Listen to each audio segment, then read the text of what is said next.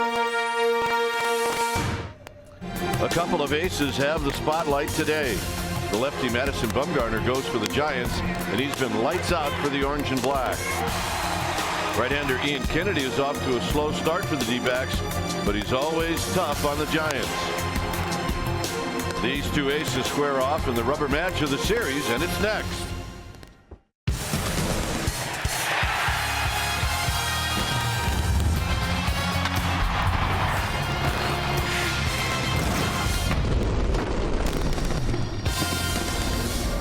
Day baseball here at AT&T Park. We'll have another sellout crowd as we all get ready for the final game of this three-game series, Diamondbacks and Giants. Hi again, everybody. I'm Dwayne Kuiper. Alongside me is Mike Krukow.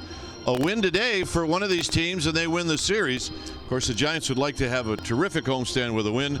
And today, they hand the ball to, my opinion, maybe some other people's opinion, but the best starter the Giants have going right now is Madison Bumgarner. Well, I agree with you. He's been the model of consistency since the start of the season, and I love the fact that he goes out there and shuts down the other team early in the game, and I think that's important for this offense because right now they're a team that warms up slowly. Their first time through the lineup, they're not scoring out runs. I think that's a key today for this Giants team against Ian Kennedy, who's been especially tough lifetime against him.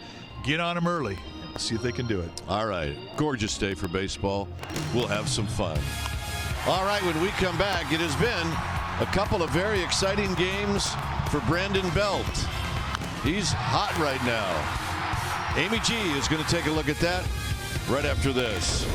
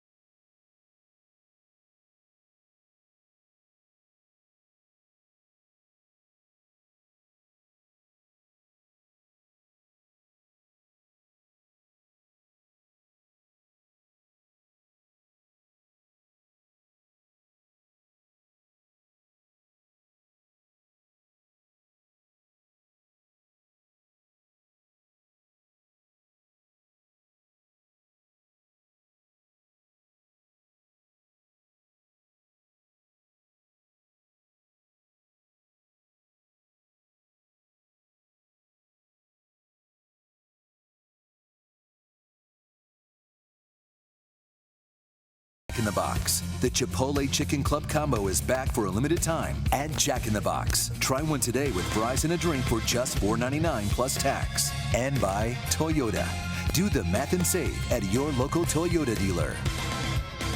We've got a lot of Giants fans coming into the yard for some day game action. Your San Francisco Giants taking on the Arizona Diamondbacks. It's the final game of a 3-game set here at AT&T Park. Welcome back to the broadcast. I'm Amy Gutierrez. And how about Brandon Belt? As Mike Krukow would say, he's off the interstate.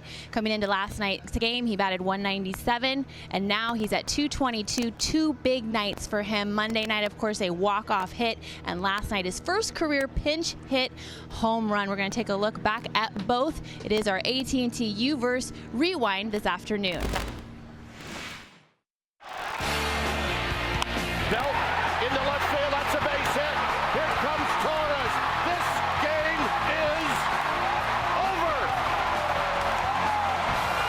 That's the big leagues.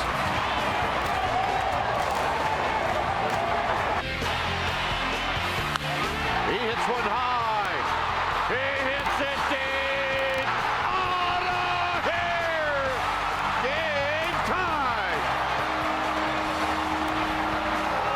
Unbelievable. The Giants so far 4-1 on this homestand. If they win the rubber match this afternoon, a 5-1 homestand, and that is pretty good. All right, Kruk and Kipe, we'll be back with lineups and first pitch. It's Ian Kennedy going up against Madison Bumgarner. Buster Posey getting a day off. After these messages, though, we're going to check in with our Comcast Sportsnet studios for an update, so stay with us.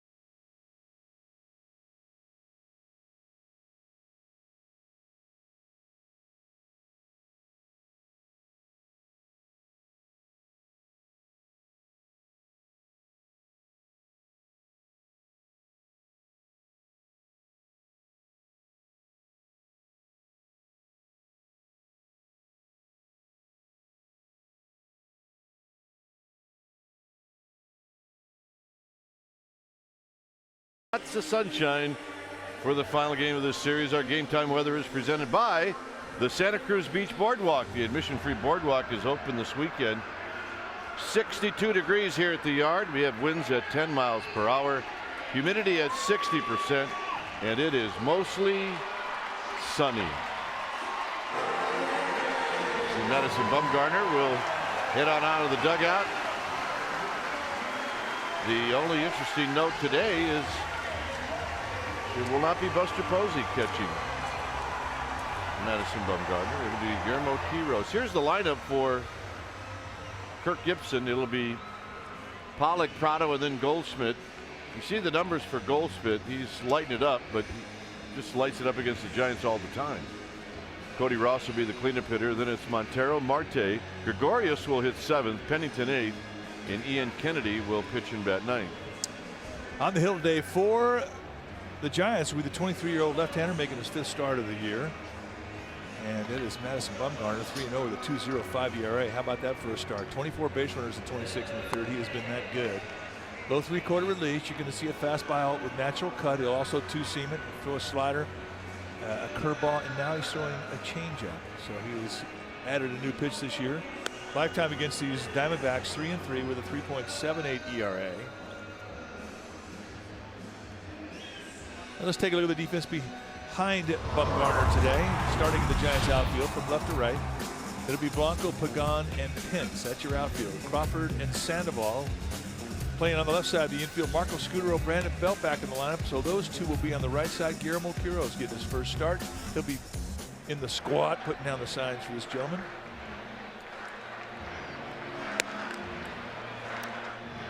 And that's who they'll be facing, Ian Kennedy.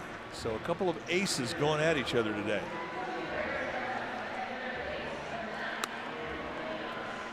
Well, Bumgarner throwing like one. Kennedy certainly has in the past.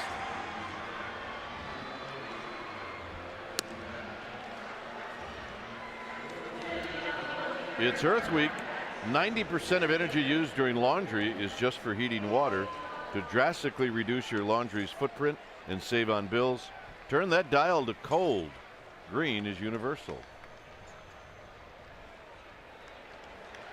And green is what we see a lot of from our view.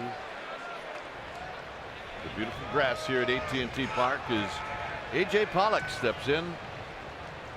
And Bumgarner kicks and throws the first pitch of this game, and it's a called strike. So we get started right on time.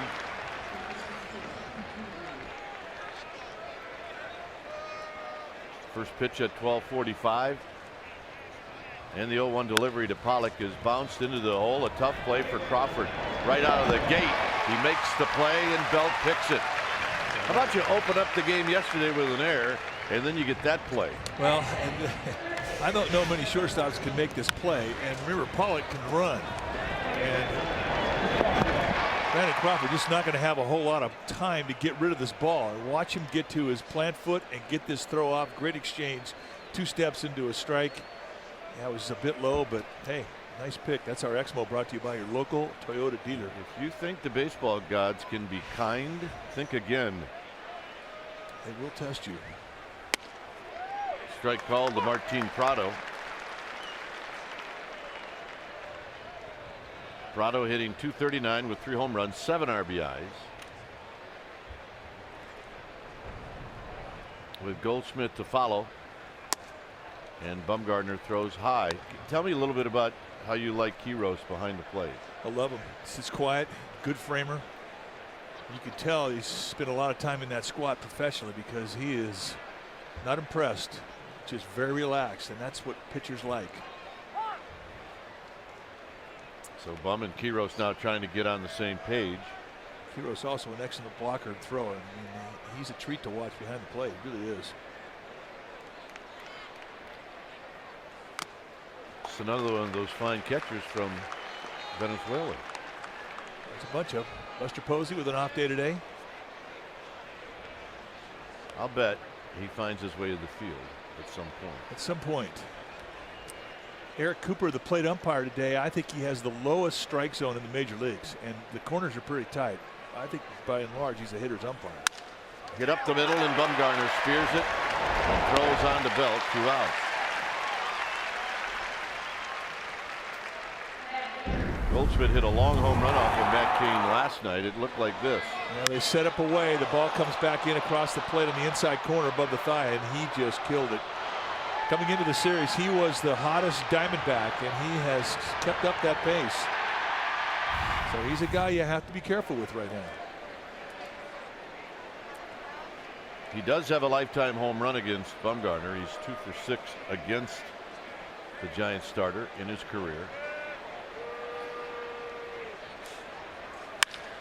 And a base hit to left field.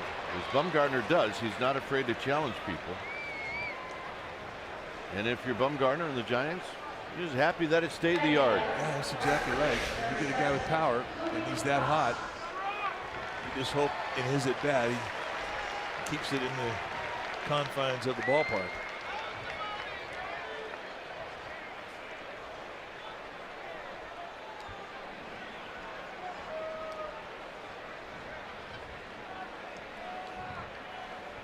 So here's Cody Ross.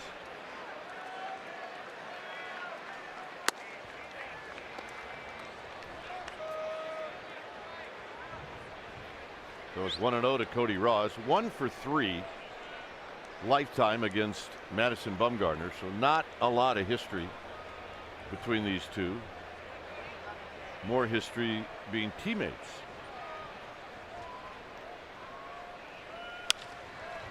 Skies this one out into center field. And Pagan will come in, and that'll end the inning. No runs, a hit, 1 left. Kennedy coming out, Giants coming up.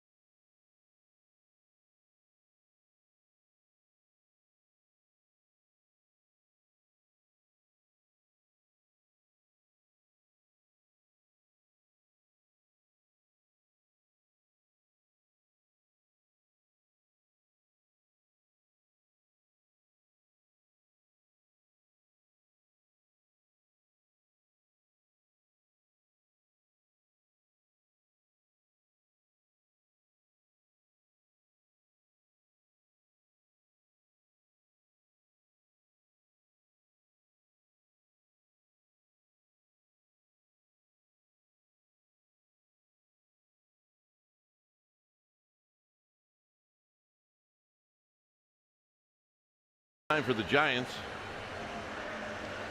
and it'll be Pagan, Scudero, and Sandoval. Sandoval, like Goldschmidt, lighten it up with people on base. Pence will be the cleanup hitter, then Belt, Blanco, Crawford. Quiros will hit 8th. Bumgarner 9th. No Posey. On the hill today for the Diamondbacks will be Ian Kennedy, 6 foot, 190-pound right-hander, 28 years old in his 4th year at the big league level. This is what he has done in 4 starts. Off to a slow start, 34 base runners in 24 2/3. Former 20-game winner. He was 21-4 back in 2011 with a 2.88 ERA. That tells you all you need to know about what this guy can do. It's a 4-pitch pitcher, totally understands the fastball. He'll 4-seam it, 2-seam it. He can go anywhere from 88 to 94 miles per hour with the fastball. He's got a curveball, slider, and a changeup, and he will throw anything in any count to any person. Strike throw. Let's take a look at the defense playing behind Kennedy. Starting in the Diamondbacks outfield from left to right, it'll be Marte, Pollock, and Ross. Gregorius and Prado will be on the left side. Prado's in a different position every day. Pennington, Goldschmidt on the right side, and Miguel Montero will be in the squad putting down the signs. So here's Pagan hitting .293 with 11 RBIs.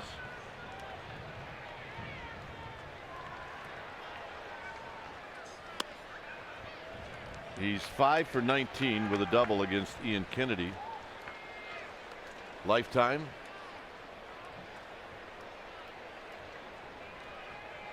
With Scudero to follow. In at third is Prado. And that fastball is high. It's 2-0.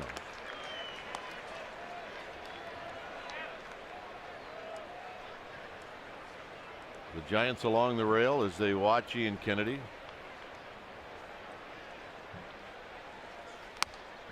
And there's a belt tie strike to make it 2-1.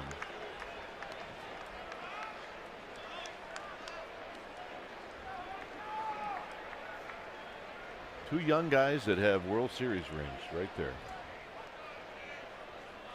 Here's the 2-1 pitch to Pagan, and he fouls it back, 2-2. This was the game-winning hit against the Padres for Pagan.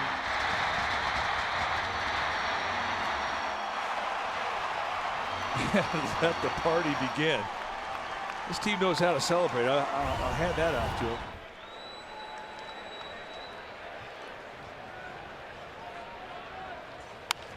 Out of play again.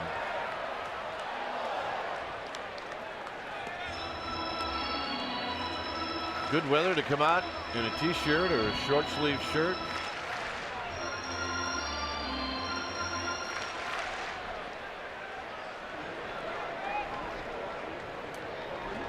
Prado is off the line at third.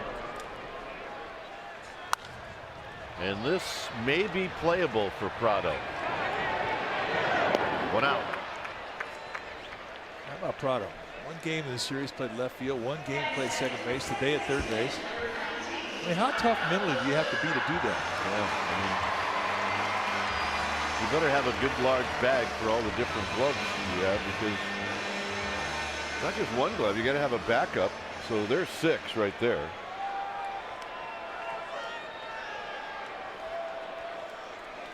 Although it's probably likely that Prado uses the same glove for second and third.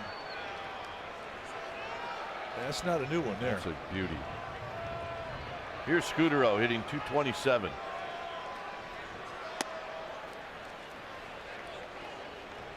Four for 10, a couple of doubles and a triple off of Kennedy.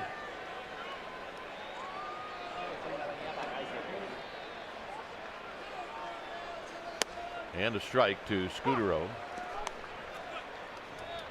Cooper, Mike talked about Cooper. It's Hernandez, Eddings, and Tom Payne from first to third. Outside, 2 balls and a strike. This is the final game of the homestand. Didn't we just get home? Well, that's the bad part about this ballpark, is that time here flies. Man. Out of play, it's 2-2. Giants will be in San Diego on Friday night. They'll be in Phoenix on Monday night. And then back here, what, a week from Friday? 2-2 pitch to Scudero. Into center field for Pollock. Pollock now comes jogging in. All right, time now for our Geico quote. This comes from Bruce Bochy talking about the Panda getting thrown out in the bottom of the 10th. He says, well, what do you want me to say? It was a 2-out hit and you're trying to score. Ross charged the ball well and threw a bullet home. That's part of the game. If he doesn't make the perfect throw, the Giants walk off winners. But he had come in prior to the pitch, and look at the one-hop strike to Montero, and the Panda had nowhere to go.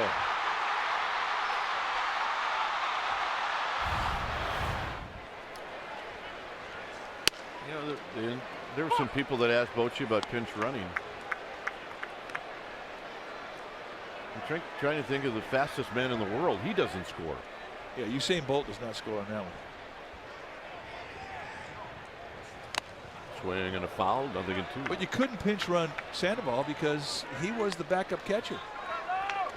Bruce Bochy had already pinch hit Hector Sanchez and Guillermo Quiroz, so he had Buster Posey. If something happens to Buster Posey, he has to have Sandoval stay in that game because he's the other catcher.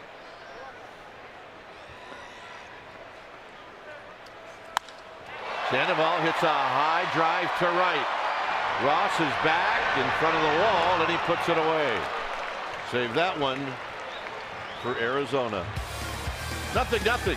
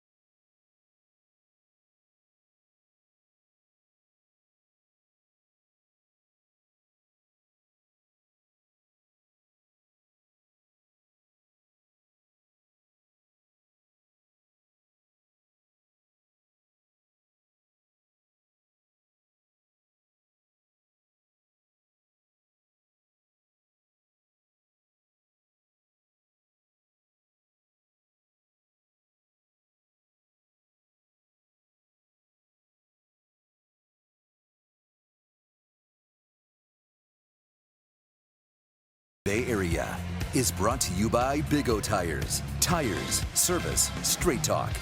Big O Tires, the team you trust. Well, Dodgers are in town beginning a 3-game series starting on Friday, May 3rd. And the Friday night game is sold out, but Saturday and Sunday tickets are available. And to check out the seats that you might want, go to sfgiants.com. These games will sell out, so get your tickets now. Here's Miguel Montero, the Diamondbacks catcher, and he takes a call strike. Montero, Marte, Gregorius to face Bumgarner here in inning number 2. One base runner in the game, and that was Goldschmidt, who had a 2-out single. Inside corner, 0-2. Nice 2-pitch sequence, outside inside. And for an aggressive hitter who likes the fastball like Montero, he has not gotten off a swing yet.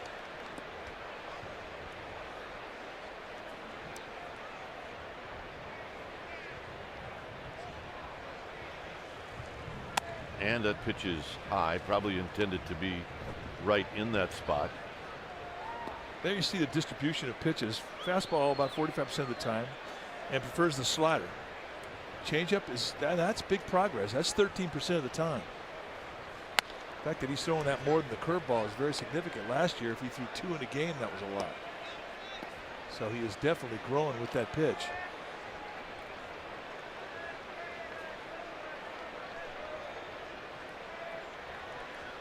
The 2-2 in the dirt. So Montero, good at bat. He goes 0-2 to 3-2.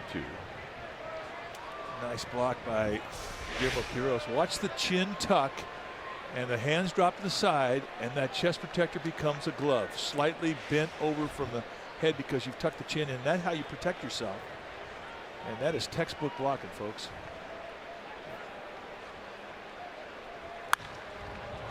Hit out to left field for Gregor Blanco. And Blanco will squeeze it 1 out. All right, let's check in with Amy G. Amy? You mentioned it is Earth Week, and no one's more committed to being green than your San Francisco Giants. In fact, they just received their 5th Green Glove from Major League Baseball. It recognizes their recycling and sustainability efforts. Guys, check this out. 95% of the waste here at AT&T Park is recycled or composted. Congratulations to the Giants. Nicely done. Yeah, we walk out of the ballpark and we see, as we go to our cars, the people sorting out all the recycled material as we head home. So They work working hard. They work all night. And that recycling center has been here since the day this place first opened up. Marte and the 1-0 pitch, and he swings and misses to even the count at 1 ball and 1 strike.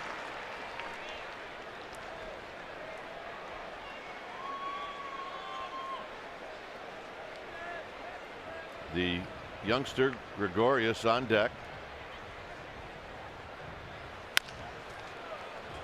That's a foul ball, as Sandoval will take a wing at it anyway, and it's 1-2.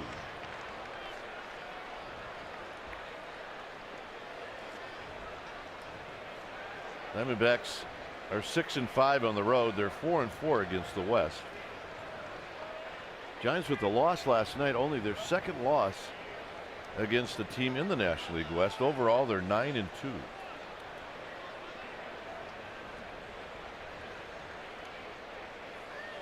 How do you win the West? You play great baseball within your division. You beat the West.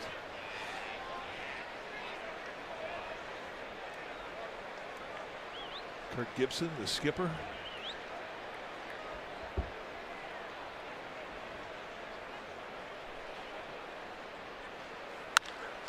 Up the middle. Bumgarner slows it down. Scudero tried to barehand it, and he came up empty. One thing about Bumgarner, I mean, he's really in a great position to field his position after he throws the ball. It really reminds you of Kirk Reeder in that regard. Square up and just managed to get a little glove on it.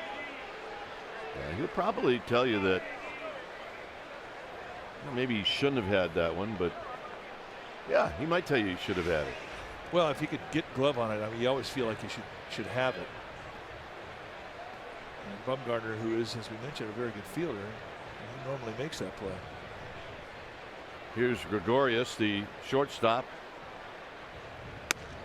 First pitch right down the pipe, and it's 0-1.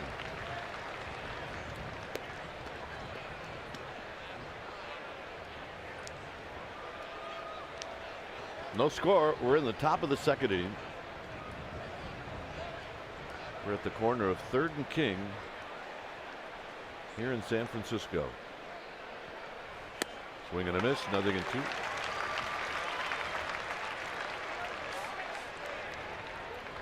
This is one of those days. You understand now why our taxes are so high.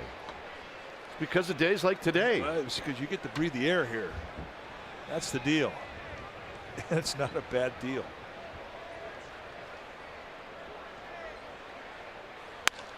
And a shot fair down the left field line. Marte can run a little bit, and Blanco gets it out cleanly, putting runners at 2nd and 3rd. That's a slash right there. Well, that's an impressive at bat for Gregorius, the lefty against the lefty. And as you point out, Marte, the runner at first base, can run. So as this ball got past Sandoval, and he really had nothing he could do about that. A fine play by Gregor Blanco to get over and get that ball in quickly to keep Marte at 3rd. If there was any bobble whatsoever or problems getting it out of the corner from Blanco, that's an easy score.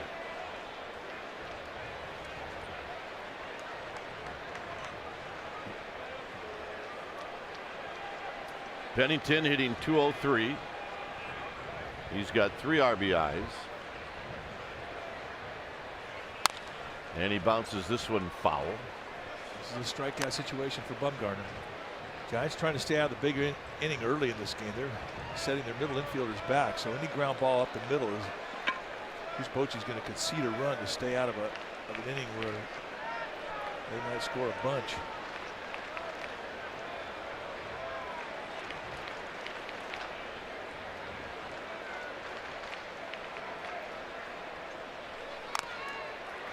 And a half swing by Pennington, and now Bumgarner is in a spot where he can definitely go for the strikeout.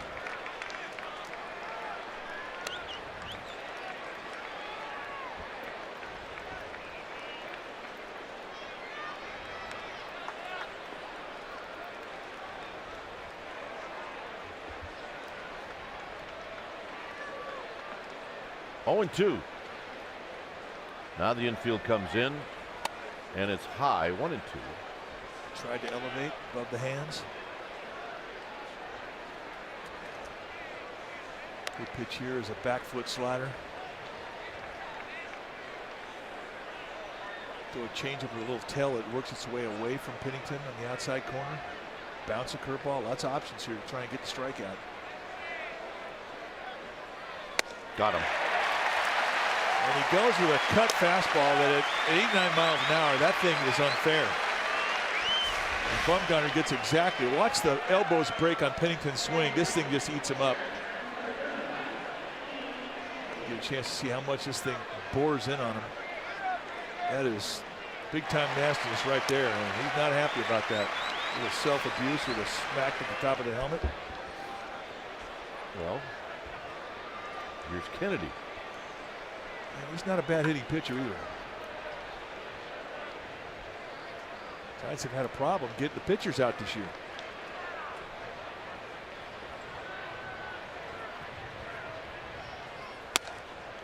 Outside a ball, 1 ball and no strikes.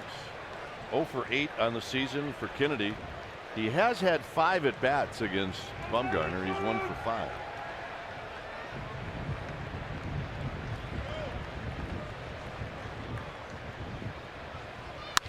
On the ground, Scooter out from the cut of the grass. And that ends the inning. Wow. Pence to lead things off.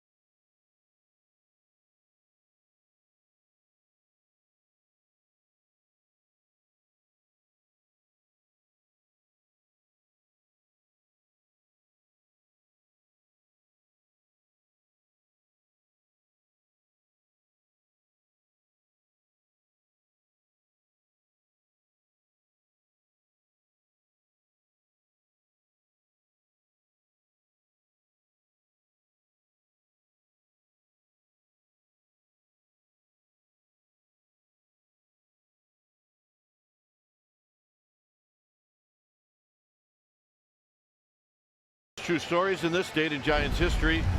2010 NLCS Game 1. It was the Giants playing in Philadelphia. Cody Ross off of Roy Halladay. That was good. But then he did it again. And he shocked the world. And it was about that point where everybody started to realize, hey, the Giants could win this thing. And they did in 6 games. Well, he was the NLCS MVP. They did not give out, and they don't give out an MVP for the NLDS. And had they have done that, he'd have won that award too. Well, we gave one out on the wrap. Yeah. And he won it. That's right. That's more prestigious anyway. Here's Pence hitting .277. And he takes high. 4 home runs, 11 RBIs, a couple of hits and 7 at-bats lifetime against Kennedy. Had 3 hits last night.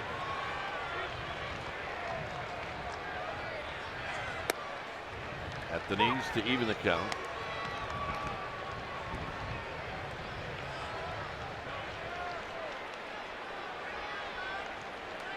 Belt to follow. And then Blanco. I would say that this is Bruce Bochy's scrappy lineup today. Yeah, he broke out the scrappies today.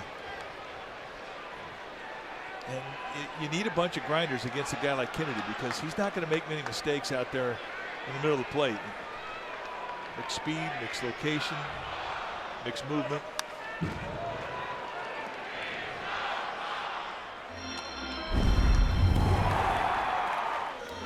Here's when Cody Ross received his MVP.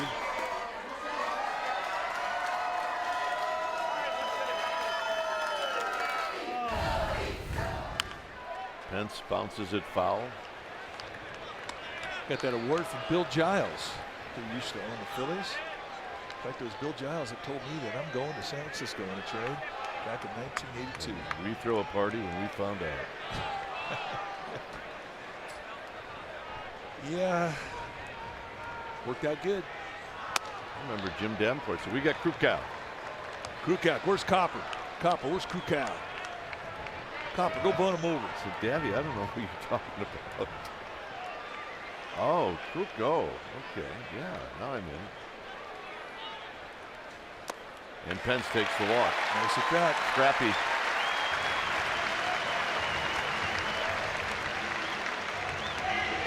So here's Belt. Home run last night. Lit up this crowd. Lit up this booth. He took a split finger fastball that had some hang time middle in. Right around the thigh and said, good night, sayonara.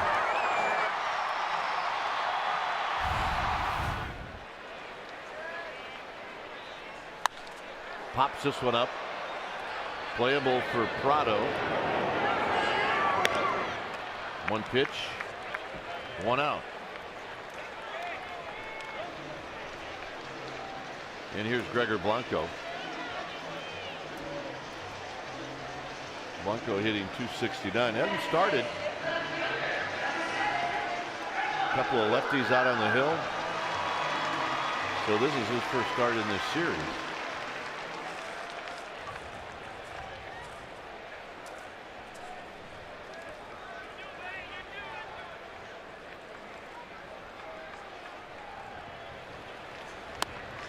Blanco looked like he was going to take all the way as he takes one down low. Rockies and Braves are playing the final game of their series in Denver. They're in the 4th inning. That's a 2-2 ball game. We're keeping an eye on that one. And doesn't look quite as cold as it was yesterday. Well, they started yesterday. Keep in mind, they played a doubleheader.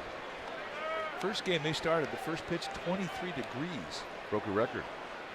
That's a little harsh. It's thin air, though. Yeah. It's dry air.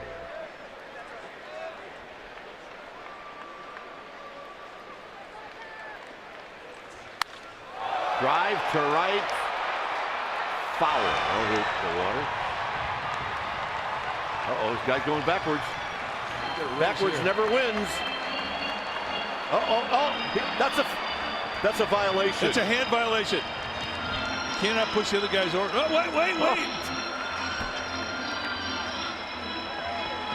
Okay, they're on the same team. That's no fun. We had a story here. 1 ball and 1 strike. That was exciting. Line shot. Pollock will track it down. Blanco hit it right on the nose.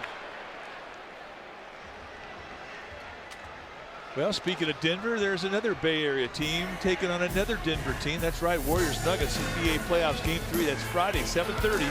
Pregame live at 7 p.m. You'll see it right here on Comcast Sportsnet Bay Area. You can follow the team you followed all year long. That's the Warriors. Right here on Comcast Sportsnet, and we wish them all the best. Fantastic game last night as they even the series. Here's Crawford.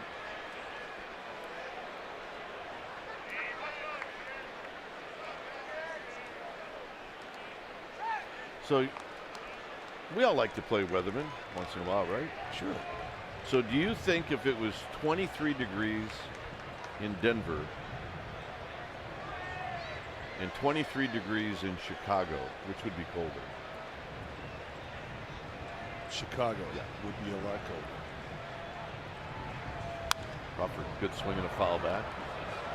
Had a little wind. Forget about a little wind. Had a lot of wind. The lake effect and humidity, and it just gets bitter. I don't know if you could play in that, really. No, you could. It would never start with me.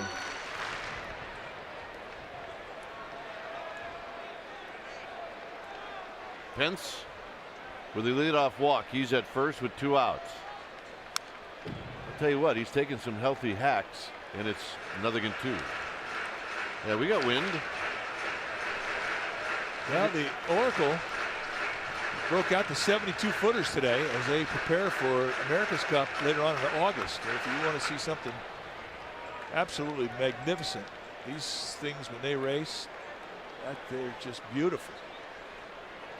It looks a little bigger than I thought. Well, that's the 72-footer. We've been seeing 45s all summer. Sharply up the middle, and the flip by Gregorius to Pennington will end the inning. 3rd inning coming up. Bumgarner coming out, 0-0.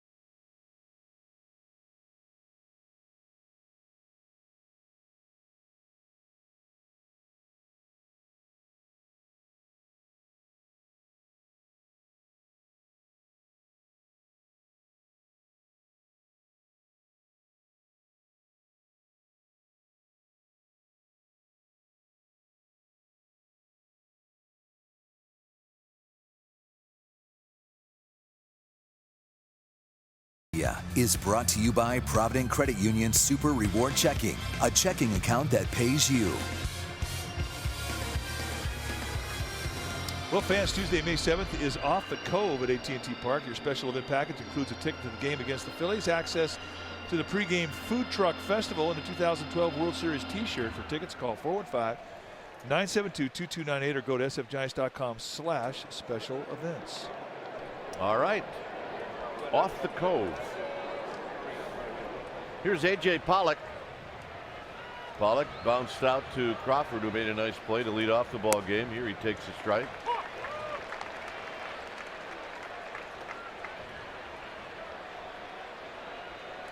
Prado and then Goldschmidt.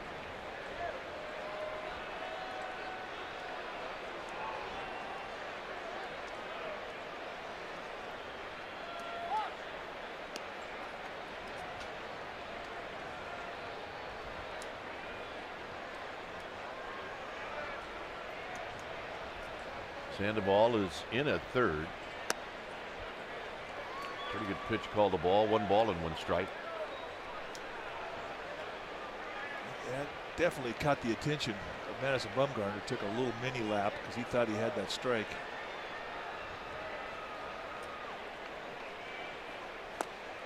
Swing and a miss. 1 and 2. Right back with the same curveball. I think he can throw that thing again, bouncing home plate, he'll fish at it.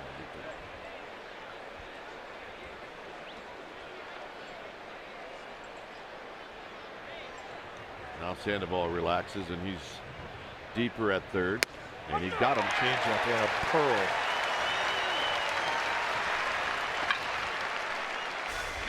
Bumgarner had to shake a long time to finally get to the pitch he wanted.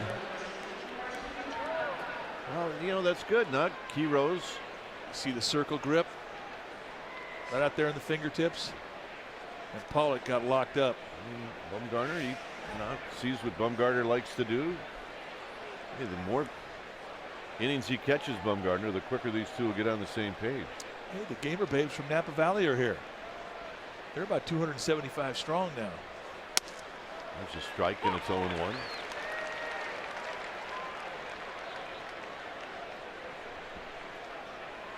For a guy like Quiros, who's been around and he's caught a lot, he'll plug into Madison Bumgarner. Within 3 innings, he's locked. That's why old catchers, you know, the one position that hangs around the longest, and this is excluding pitchers, it's catchers. You have to have it.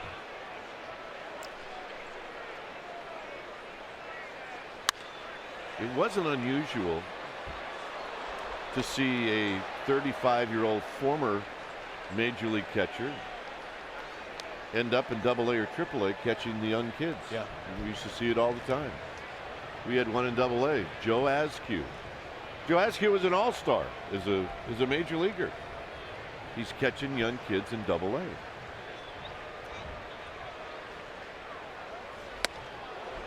He's not catching every day, but he's catching them enough where the younger catchers can see how to go about doing it.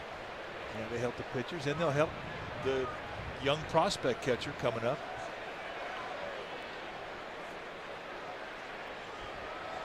Two balls, 2 strikes. So when you talk about Buster Posey, I mean, what he's accomplished in his young career is pretty remarkable, but he is going to get a whole lot better as he continues to catch at this level. The catcher that he is now, the catcher he's going to be in 8 years, night and day. Good pitch.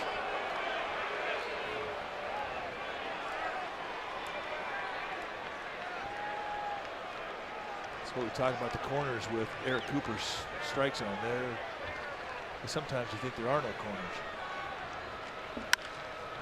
And a shot right at Crawford. So Bumgarner, who doesn't like to walk people, allowed Prado to hit a pretty good pitch. And here's Goldschmidt, and this is how you want to face Goldschmidt.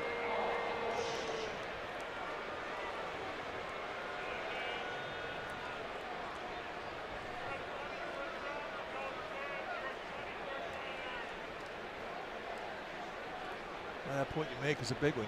You have a hot hitter, especially one with power. You want to face him with nobody on base. And a strike. Yeah. You get a good burger, you got to take a picture of it. I'm serious. It's like a bottle of wine. You just take a picture of it. And then when you got the munchies, chop the Sandoval. You just go to your pictures and you take a look at it. That ain't gonna get it for me. And the appetite does not go away. I'll eat my phone.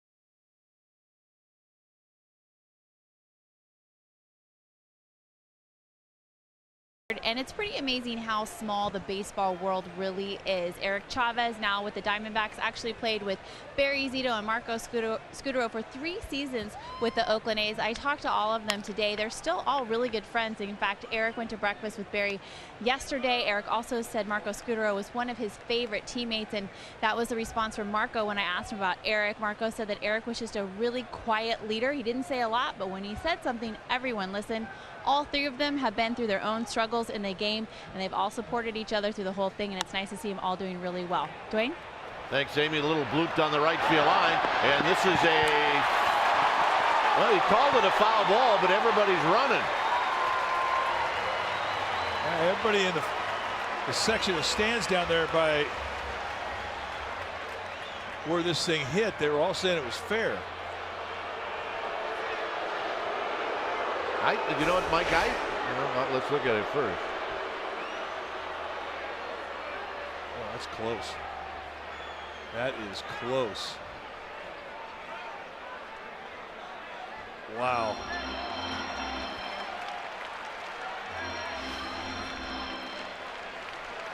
I mean, that's as close to the line as you can get. All you have to do is just brush up against the right side of the line.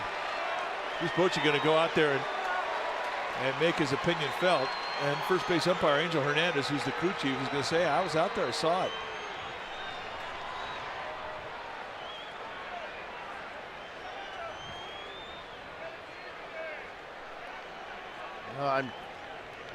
I thought I saw Sean Dunson clapping like it was a fair ball.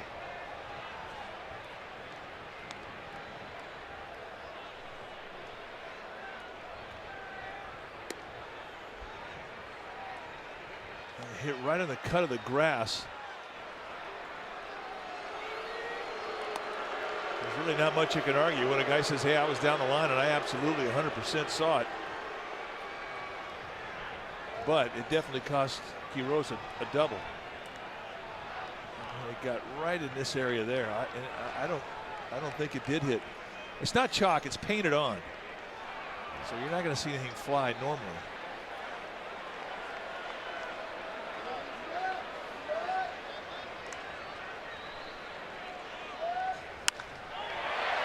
And that's foul.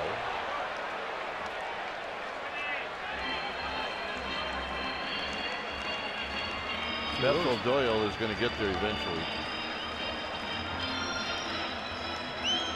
Go ahead, Beth. Yeah. We need you here. Oh, stay on your feet.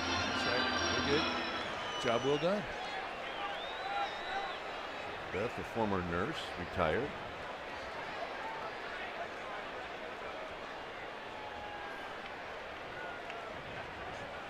tight. No, I hit him. No, it was in tight. That was a little too tight. In tight and hit him. Catchers, they won't even acknowledge that pain. That's nothing. Fastball just right up and in, catches him right on the right forearm below the elbow. Or in this case, above the elbow.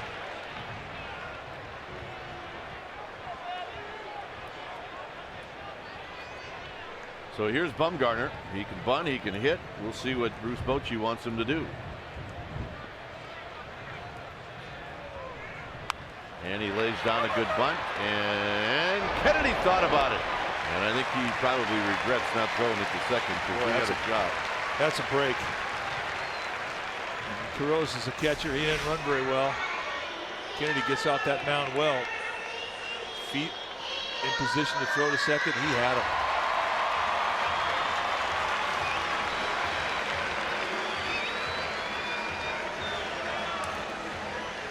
So here's Pagan.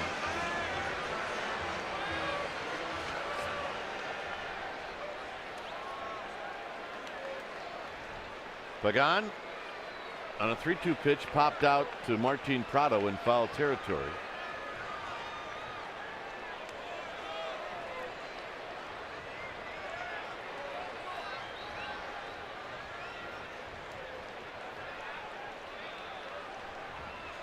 Tied for second on this team in RBIs. He's got 11. He's got the same amount of RBIs as Hunter Pence. Yeah, it seems like every one of those 11 RBIs have meant something big too. Great view from the bleachers.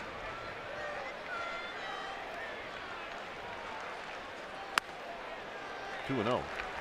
Buster Posey also has 11 RBIs. Pecan in the driver's seat, 2-0. Carros at second base, no score. Bottom of the third, the final match in this 3-game series.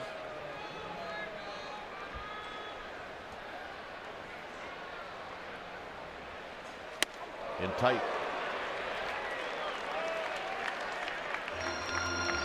Kennedy is still looking for that release point that allows him the command that we normally have seen him have.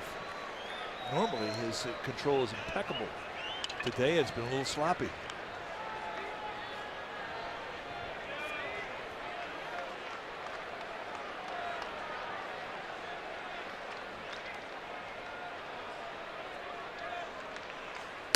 We've seen Pagan have the green light during this young season, and here he may have had the green light, but he chose to take it as 3-1.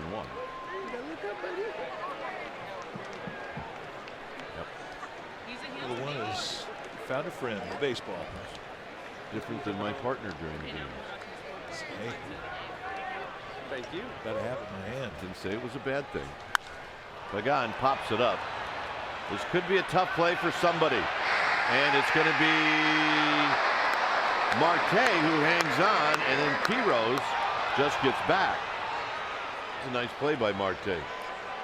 Well, the collision was inevitable. You could see it starting to set up, and watch this ball start to come back. It takes Gregorius out of the play, and I'm not sure how Marte got it. I mean, we thought that Gregorius had made the play. He actually made the collision just after the ball was in Marte's glove. Otherwise, he would have knocked his glove out of the way. So here's Scudero.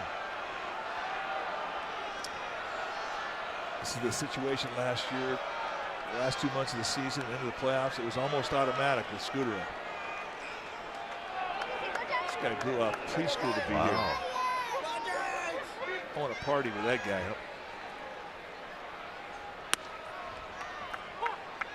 First pitch changeup, nice pitch. Really looks like maybe a future student at UC Santa Barbara. Say go Giants. You would know. You have sent children there. And we brought him home too.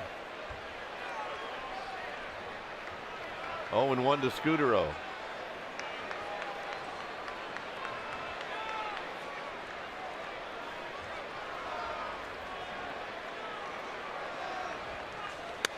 0-2 to Scudero. I guessed there. I guessed wrong.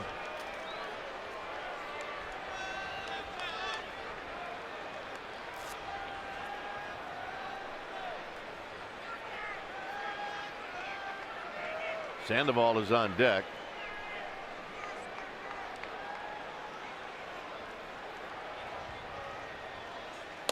Not close. 1-2.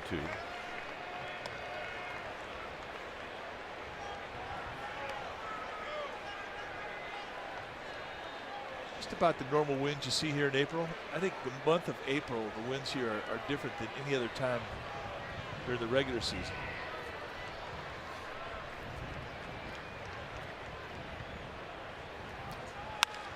Scudero skies this one into right center field. It'll be Pollock, and that'll end the inning. So Kennedy pitches out of a runner in scoring position for the Giants. It remains 0-0.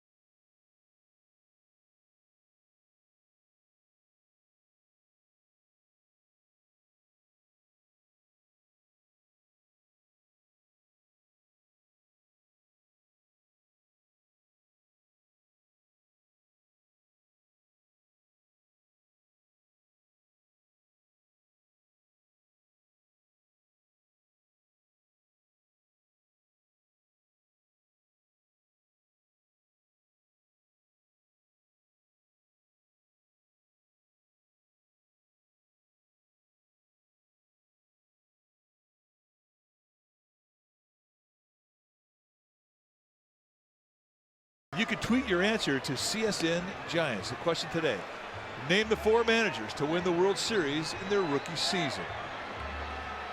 All right, let's think about that. If you know that, You're good. yes, you are. And you can tweet your answer to CSN Giants. 0-0.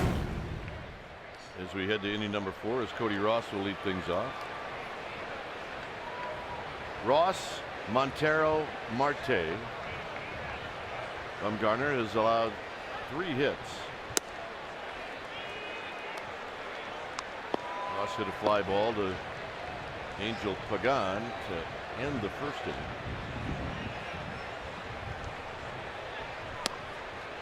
Two and 0.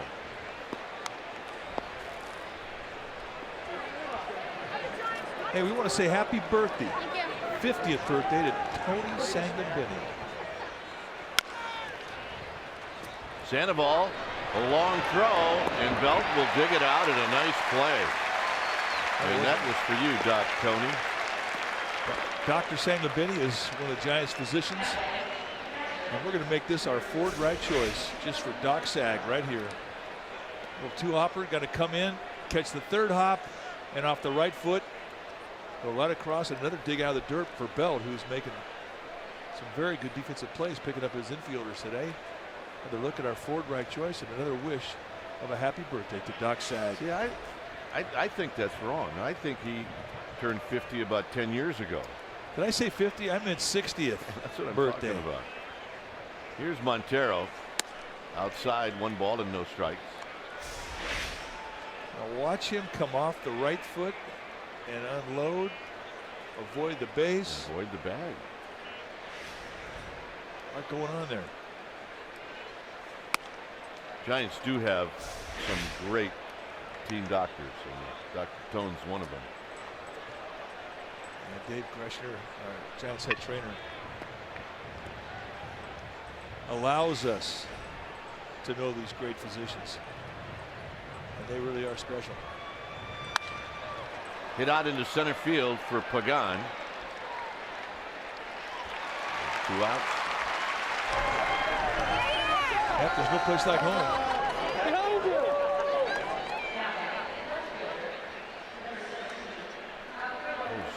Dave Greshner, one of the best, if not the best.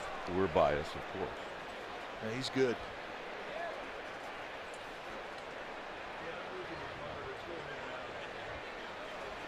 Here's Marte, an infield hit for Marte in the second.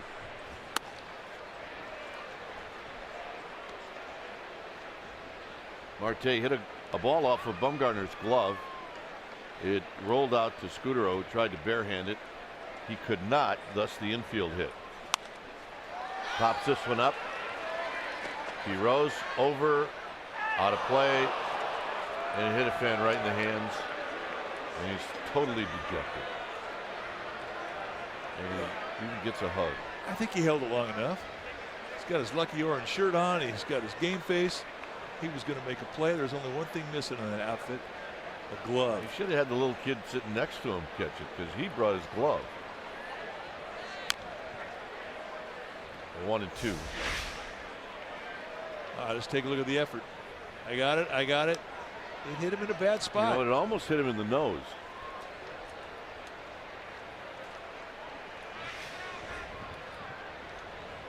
Look at. Yeah, All right, honey. Here, you have my beer.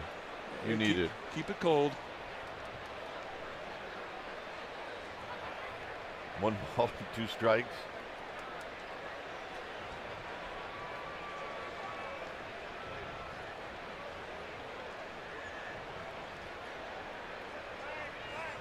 Low. 2-2.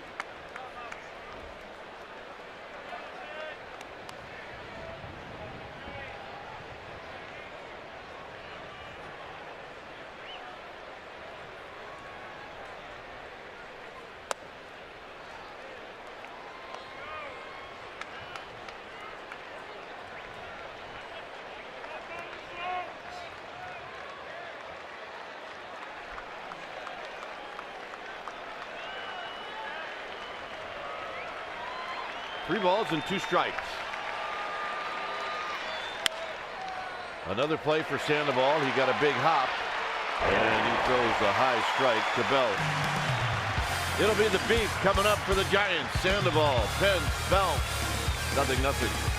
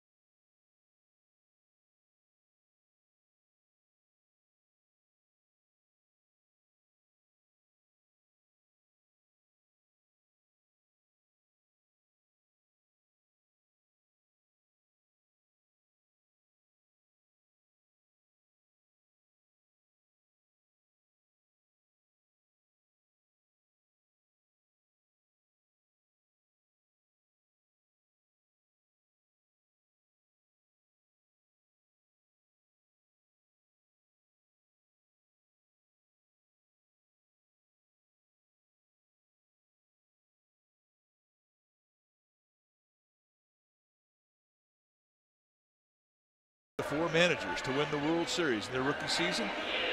Our survey said Bucky Harris, Eddie Dyer, Ralph Houck, and our old pal Bob Brennan. Wow. I always knew that BB had that old-time look. Not even here where we can make fun of him. Sandoval will lead things off. Giants have had a couple of base runners, but they haven't had a hit. And the fastball is high, 1-0.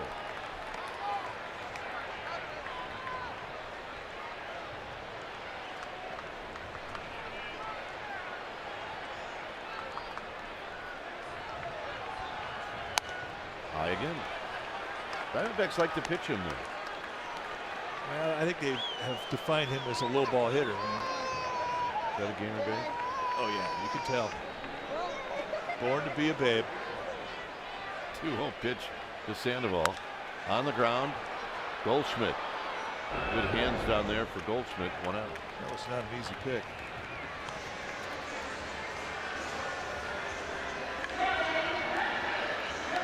So here's Pence. Now let's take a look at this pick. He kind of got down early, and then it had a little personality. He just did keep it at the very tip of his web. Something fooled him, but he wrestled it down. Nice play. Here's Pence. Pence takes in tight. 1 ball and no strikes.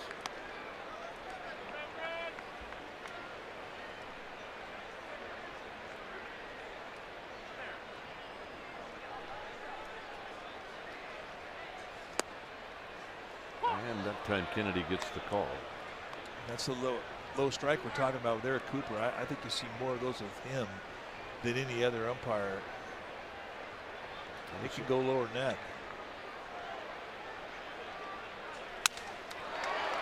Jammed. And Pennington throws him out.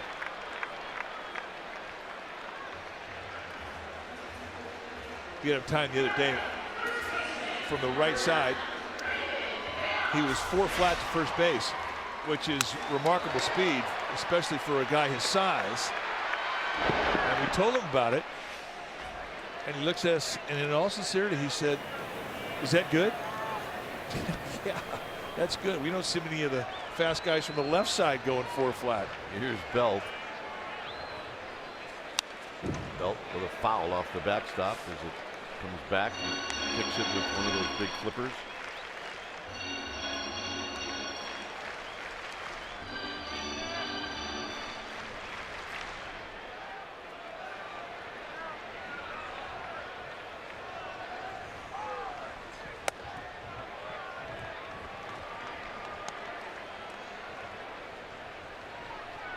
Amazing combination. You don't see it very often. Speed and power. And he's got it.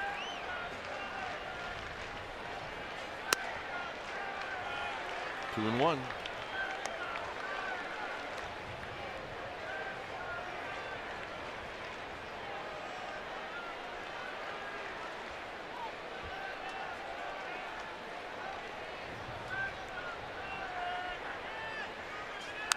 Belt fouls it back.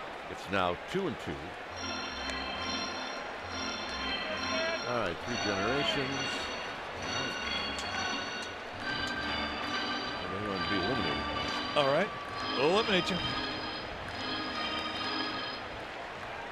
I can't eliminate him all the way.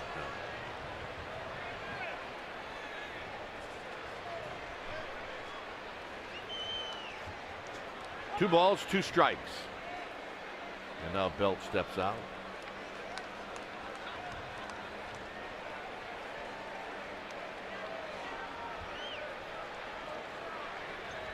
And the 2-2 pitch. And Belt got a piece. He'll see another one.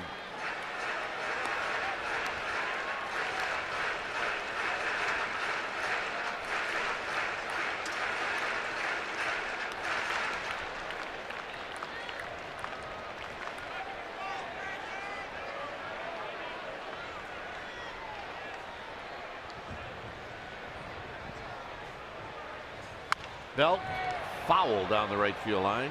He's gotten jammed just a little bit. Yeah, he dug that little cut fastball out.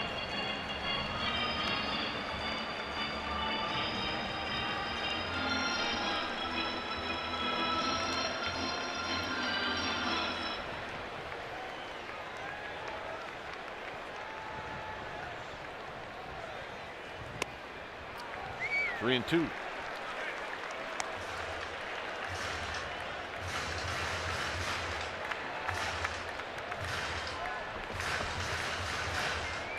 .55 pitches for Kennedy.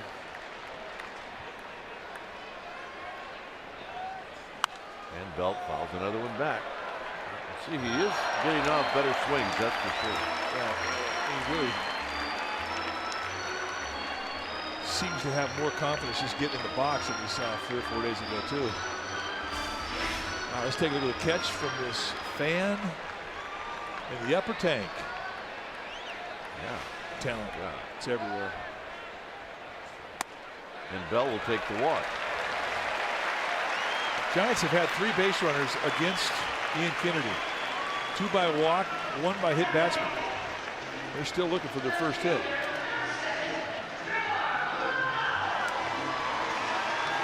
Blanco hit the ball right on the nose, but Pollock was playing him perfectly, shading him towards left center field.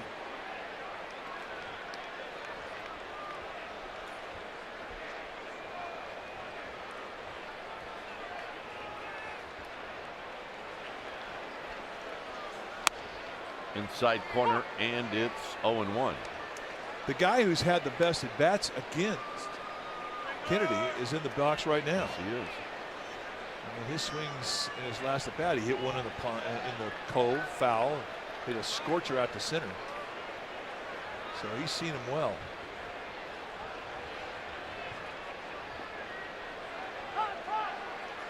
His history, including the line drive out in the second, now 2 for 7 with a triple.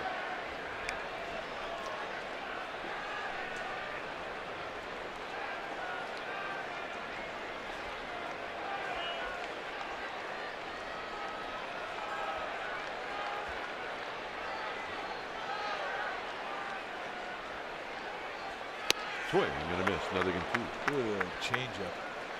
That is definitely a pitch that has come to life. Didn't really have that at the start of the game, but it's there now. Loves AT&T Park. 3-1 lifetime with a 2.6 ERA, and it's in 7 starts.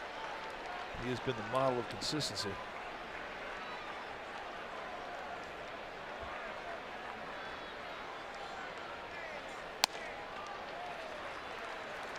Now you go back to his best year, and that was in 2011 when he was 21-4 with a 2.88 ERA, and that's in Arizona, and they do not have a pitcher's ballpark. They do not. He was remarkable that whole season.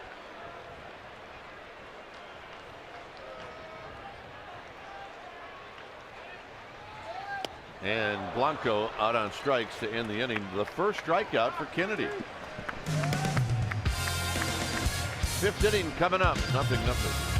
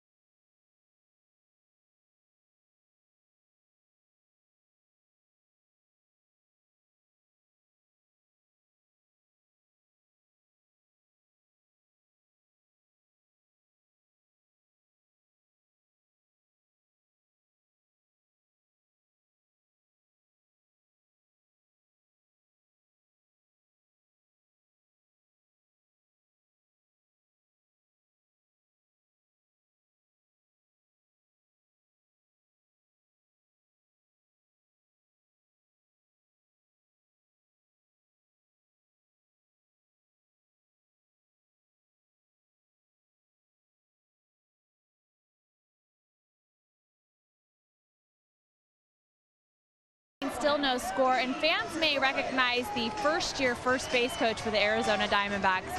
It is that dreaded Dodgers, Steve Sax. He was the NL Rookie of the Year in 1981, played with the Dodgers through '88. I had a chance to catch up with him about becoming a first base coach. Once a baseball player, you just kind of always need to be near the game, he said. Baseball is his true love. Gentlemen, he is from Sacramento, and he admitted he is a Giants fan. He grew up a Giants fan watching the team. He said that this opportunity came about from his former teammate Kirk Gibson from that '88 championship team, and he couldn't pass it up. Dwayne? Steve Sax. Yeah, we had some battles against Steve Sax. Oh, he was a good player. he was a good player. Good little hitter. Yeah, he was. Talk about, we used the word gritty. Yeah, he was gritty. Oh, he had fire in his belly, no doubt. A big part of those Dodger teams in the '80s had everything to do with their attitude. He played it hard. Skied out to right center field. Pence doesn't see it. And who caught it? And Pagan makes the catch. And I don't know how. And that is, it ends up being one of the great catches of the year. And the thing that Pagan didn't notice was that Pence was trying to tell him that I don't see it. You could see the shadows behind him, and he never saw it. So it becomes Angel Pagan, who had drifted over, and in the last instant reaches down and makes a shoe top catch, and they avoid the collision. That's a great play. Well, you saw what Pagan was doing. Is this is lined out to left field for Blanco. Pennington's out. Pagan was looking in the air while Pence was trying to tell him that I don't see it. The glasses on, just kind of a hazy sky, and the color of the ball just got lost in the color of the sky. No worse feeling for any outfield or infield than the ball in the air, and they don't see it. It's nice you have a teammate can pick you up.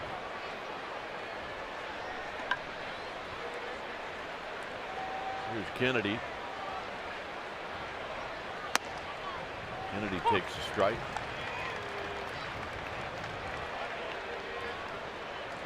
Like our old candlestick days. You start talking about Steve Sax and stuff like that happens, for crying out loud. I'm blaming him. You can see how high this thing was. I mean, it was up there, just blending in with the color of the sky. And Pence never comfortable. He knew the general vicinity. He saw it go off the bat. But once it got in the air, he lost it. Well, he did what you're supposed to do. And the only thing he didn't do was send up a flare. Just Pagan didn't recognize it immediately.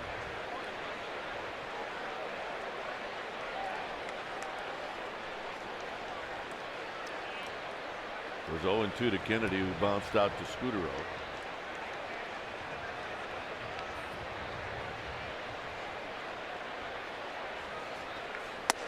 Got him, and that'll end the inning. And that's the third strikeout for Bumgarner. Crawford, Quiroz, and Bumgarner are coming up. It's 0-0. Nice play by Pagan.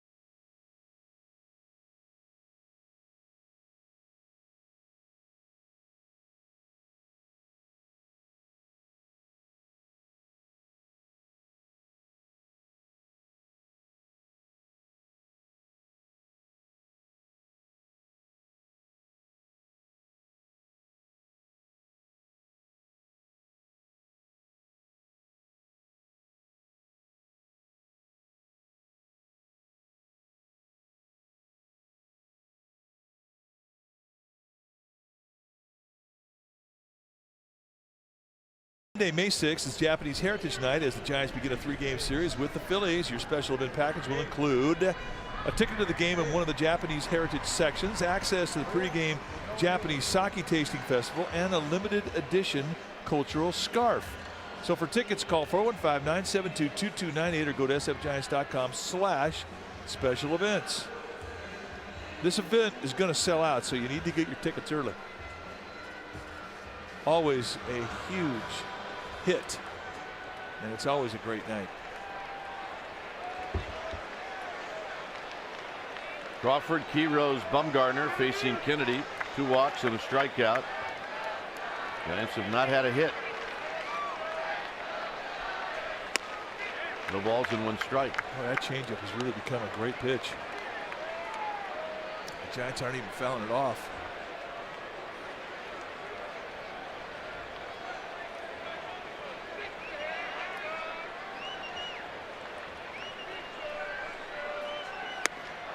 Oh, 2.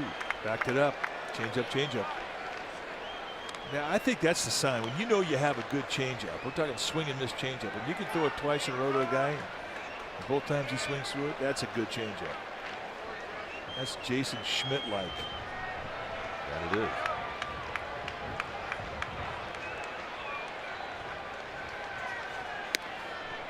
Tried it 3 times in a row.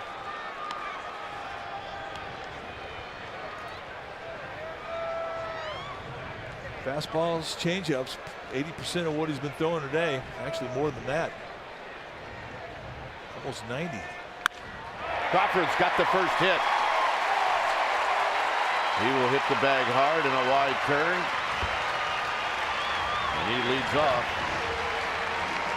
Scripted him with a base hit. Hey, the Cougars love Crawford.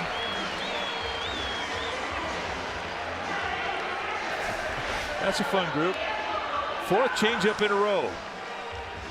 And he still gets him on his front foot, but the hands stay back. Goes right back up the middle. That is the type of an at-bat that makes a hitting coach smile. Here's Quiroz, hit by a pitch in the 3rd. Did I tell you the Cougars dig Crawford?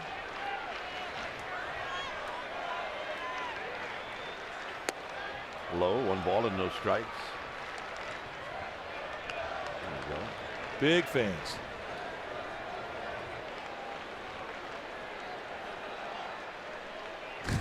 One ball and no strikes.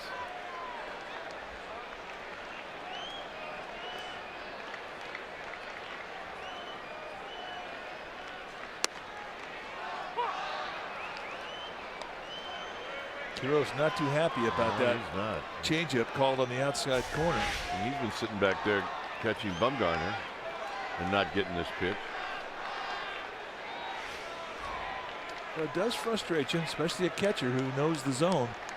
And when you see one go out of the zone that you've been seeing as a catcher and it's called against you, that does frustrate you, especially in a 1-0 count.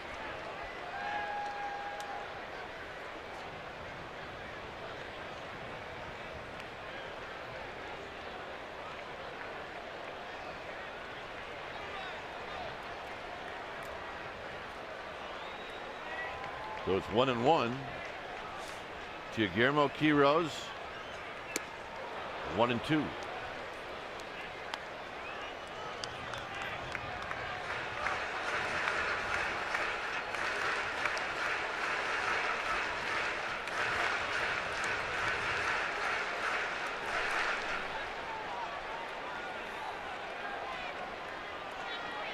This is the 2nd time, actually 3rd time in this game, the Giants have had the leadoff hitter on.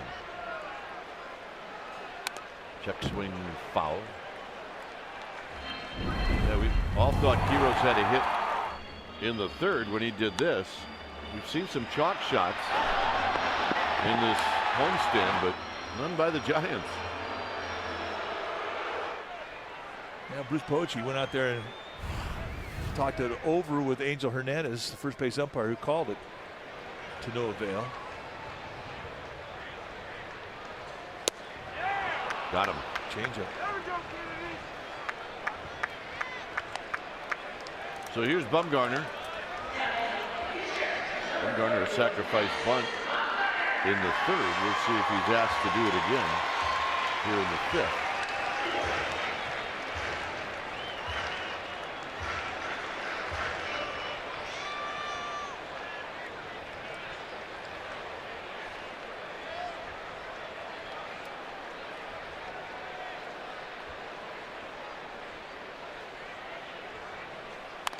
Little tapper out in front of home plate, and it's going to kick foul.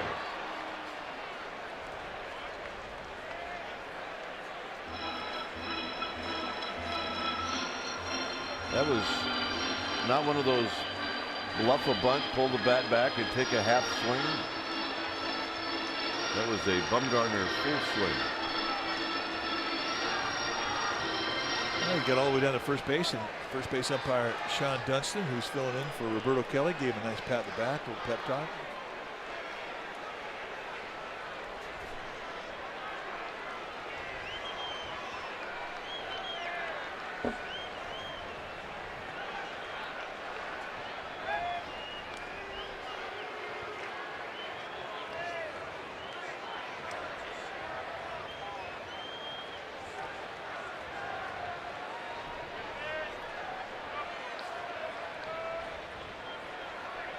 Oh, and 1 to Bumgarner. And now he shows bunt.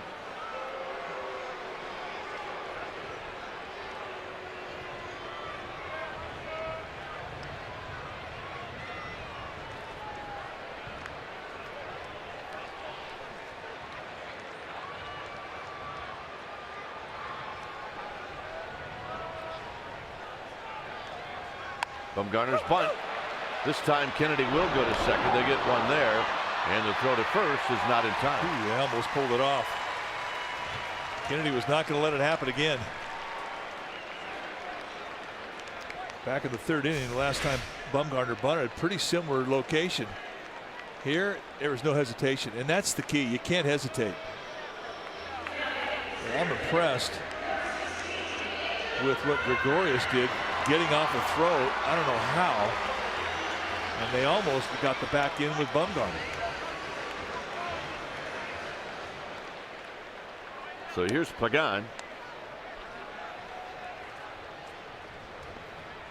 Well, Crawford went in very hard. So here's Pagan. He's 0 for 2.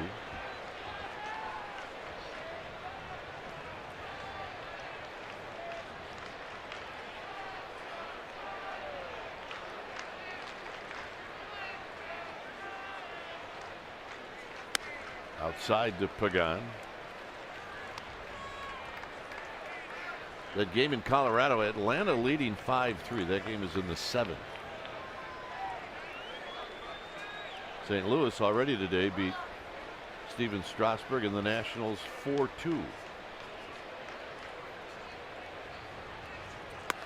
There's a strike to Pagan, and that's the pitch now he's using all the time.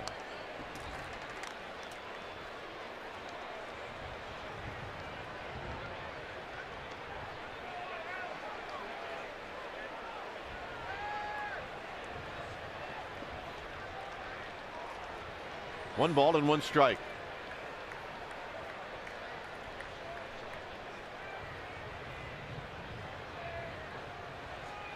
Down low, blocked by Montero. 2-1.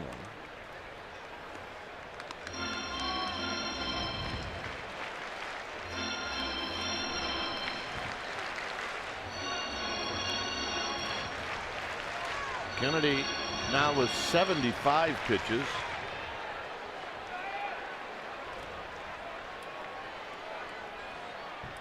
Going after Pagan, 2-1. And Pagan rolls this one to Goldschmidt, and that'll end the inning. No runs, a hit, 1 left. 6th inning coming up.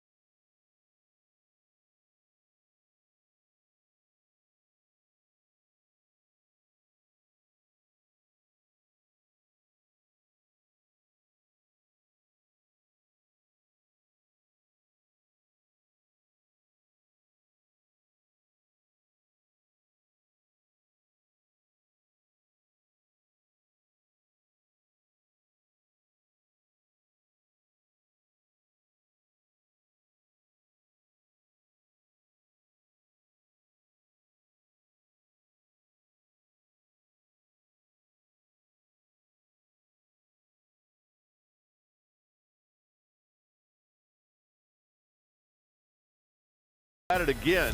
This will be game 3 of the NBA playoffs. It'll be Friday. 7:30 is when they'll tip off. Pregame live will start at 7. And where can you see it? Well, you can see it right here on Comcast Sportsnet Bay Area.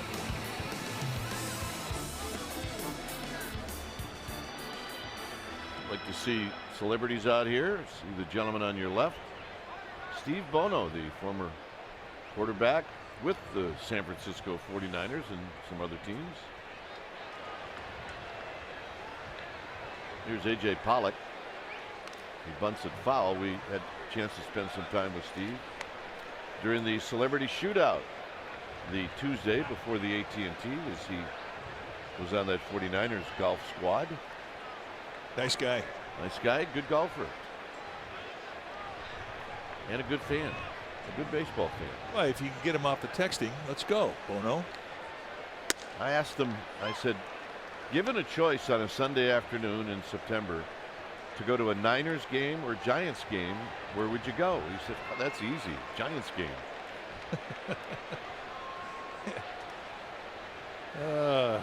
You could stir it up, partner. There's a high chopper to Sandoval. Oh, 1 out. Well, when you're away from the Bay Area and you can't watch the Giants on Comcast Sportsnet, you can take your team with you with the MLB.tv. You can watch every out-of-market game live online on your favorite connected devices in HD quality. So go to MLB.tv to order and get more details. MLB.tv, baseball everywhere. Here's Martin Prado. Prado is 0 for 2 with a line drive to Crawford in the 3rd inning. And a backdoor breaking ball misses. 1 ball and no strikes. There you go.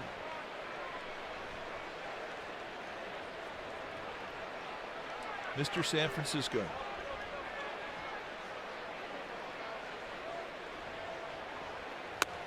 Two 2-0. Goldschmidt to follow.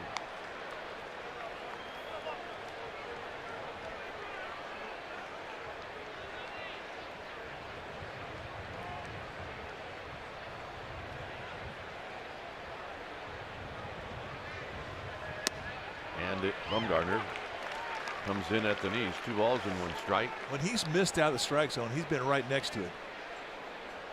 And that is kind of the way he rolls when he's dialed.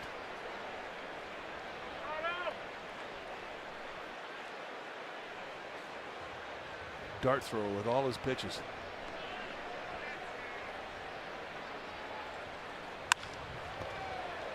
Crawford from short.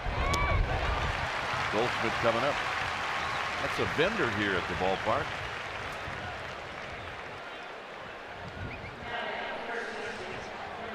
Yeah, dugout store. Walked by there today. It was packed. Well, if you haven't been in the dugout store lately, it'll blow your mind. They've got some things in there, and they've got it covered.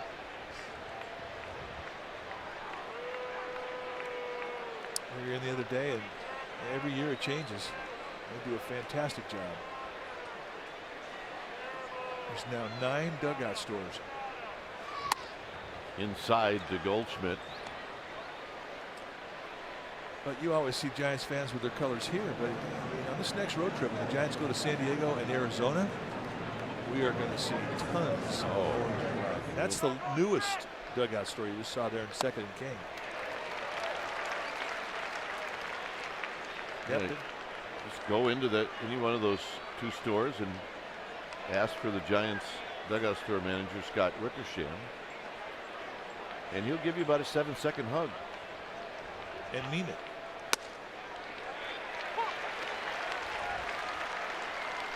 One ball and 2 strikes.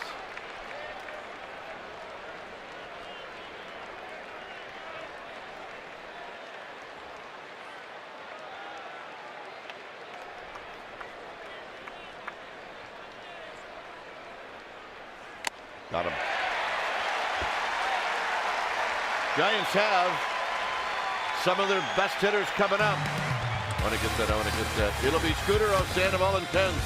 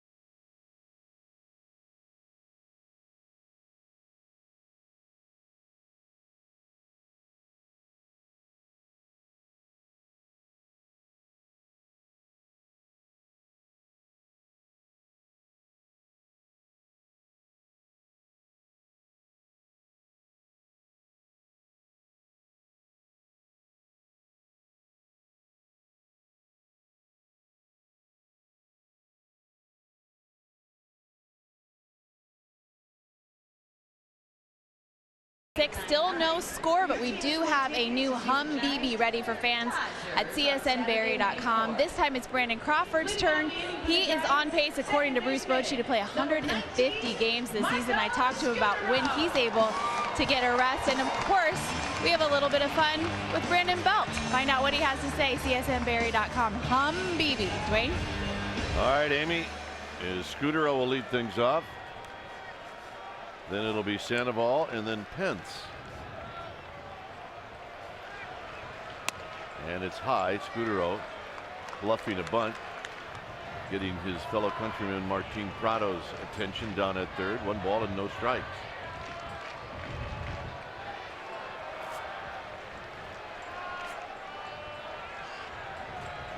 Look out, it's 2-0.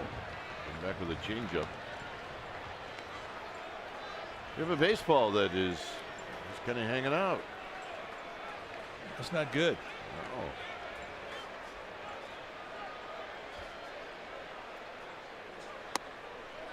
And now the bat boy for the D-backs will chase it down. 2 balls and 1 strike. All right, here we go. Now we're good. Catcher go back there on a pop-up. It's looking straight up. You never see that. Pop an angle. Not be good. 3-1 to Scudero.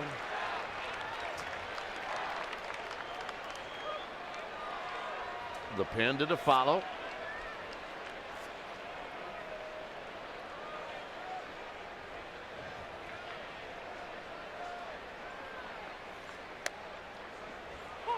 Scudero taking all the way, and he doesn't mind hitting with 2 strikes. It's 3-2.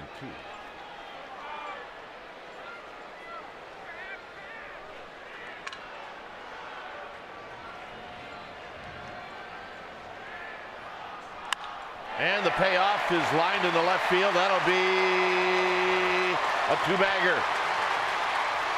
So Scudero into second base. There you go. Second consecutive inning. The Giants have been able to get that leadoff hitter on. They've done it 4 out of the 6 innings against Kennedy. And yet they have not been able to push one across the plate. Fastball right above the hands on a 3-2 challenge. And the Diamondbacks were playing him towards the gap in left center. They gave him the line, so he really hit away from the defense there. And just like that, the Giants get a runner in scoring position. So here's Sandoval. He's flied out to right. He's bounced out to first. Get him in, get him over.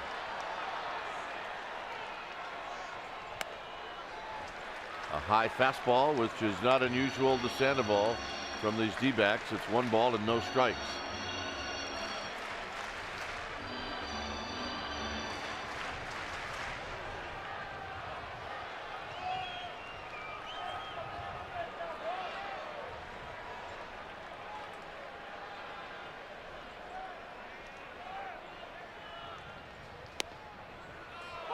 One ball and 1 strike. There's that low strike of Eric Cooper. In this inning, it looks like.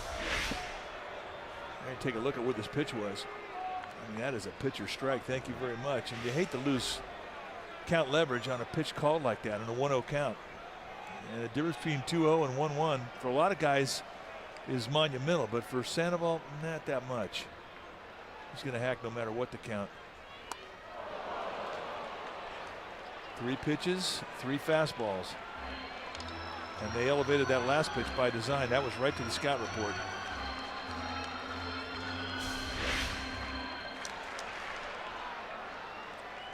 And we talked about Kennedy. He's 6 feet tall. And that high fastball, and if you're in that batter's box, it almost looks like it's rising when it's coming your way.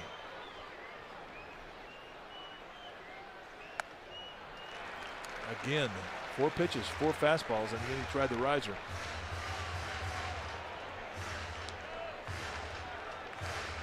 That's Pence. He's on deck.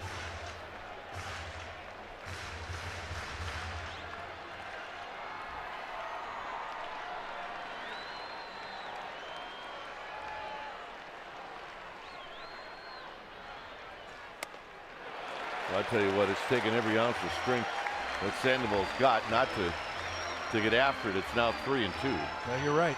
And this sometimes is a harder count to lay off a high fastballs than 2-2 is.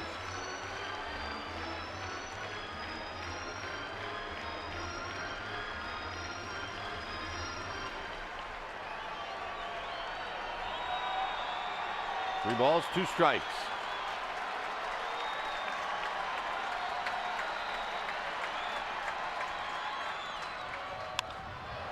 Tomahawks this one and hits it out of play. He's staying with the scout report. I mean, he got to the 2-strike count. I mean, he was been trying to buzz him across the letters up. And this time, Sandoval cannot lay off it. Every pitch in this sequence has been a fastball.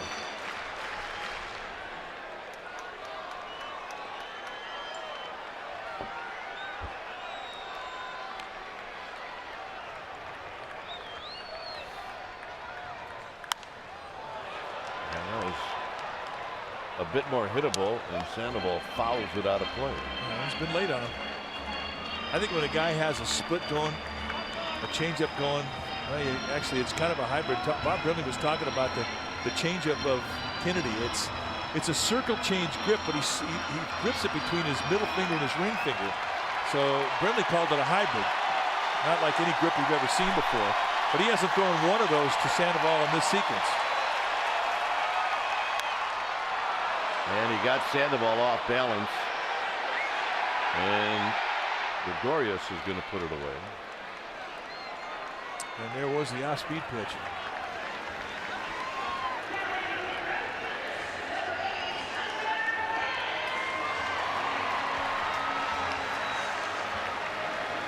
So here's Pence. Pence has walked and he got jammed and bounced out to second.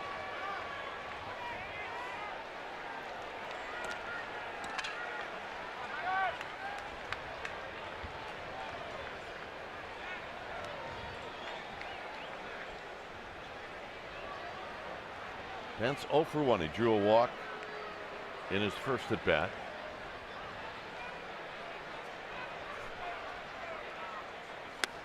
No balls and 1 strike. And that's the hybrid split. Such an unusual grip. Such a great sell job with arm action. I mean, you are totally convinced that's a fastball coming at you, and look at how far out front Pence was.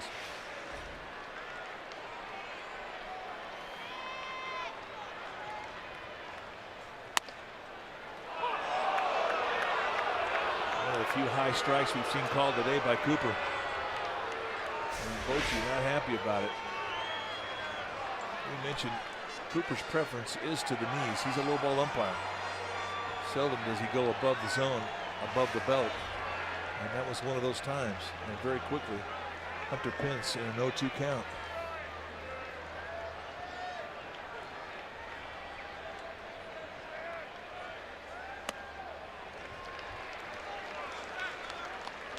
You could count the number of curveballs that he's thrown today on one hand.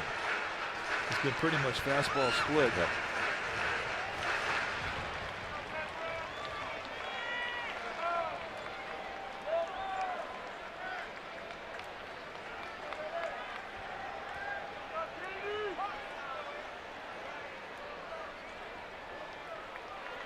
One and 2 to Pence. Scudero at second, 1 out.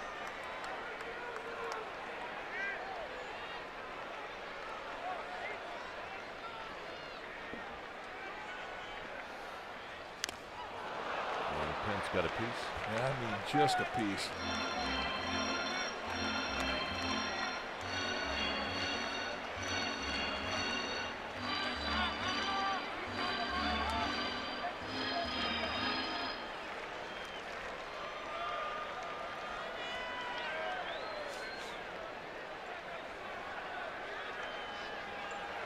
So Kennedy trying to pitch through a leadoff double. Got him. Third strikeout. I mean, you go back to that second strike that was called a high strike, and you kind of have to cover him. And Pence in a 2-strike count cannot keep that top hand on top of this, and he is a victim. That's That's a big strikeout for Kennedy and the D-backs. Here's Belt.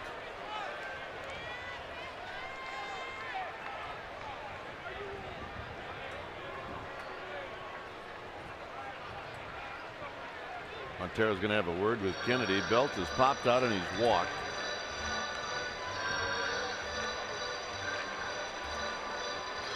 A lot of Baby Giraffe fans here today. They're pretty psyched out for the last couple of days. Brandon Belt's been coming up with all kinds of big hits.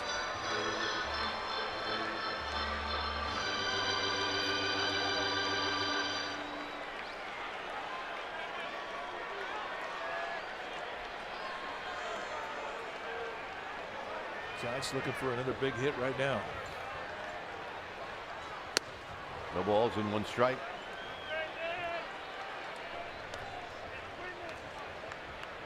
Belt choking up just a little bit.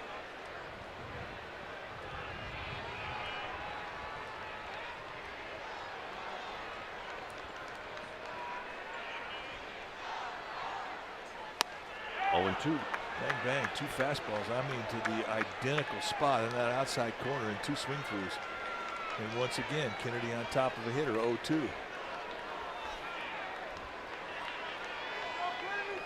If his command was a little shaky in the early part of this game, it is not anymore. He is throwing darts. Belt out of play. That's 98 pitches now for Kennedy.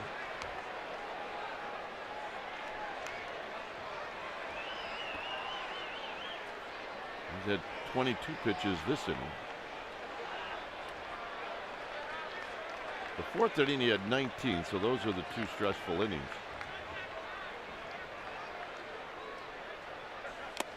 And Belt out swinging to end the inning. 4 strikeouts through 6, 0-0.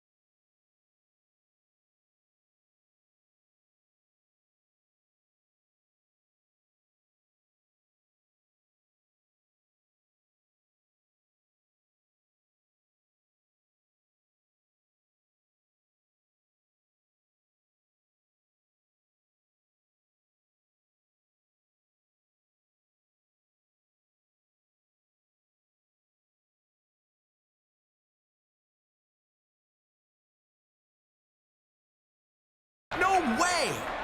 Here's our Toyota game summary brought to you by your local Toyota dealer. No score. Kennedy's been fantastic, so is Bumgarner. You see Goldschmidt, the Giants have at least held him in the park. And the Giants in close ones, 11-5. Decided by 3 runs or less, as Cody Ross will lead things off. This is a good old-fashioned duel. And if there's any advantage at all right now, it's the pitch count. Bumgarner at 73. Kennedy right around the century mark.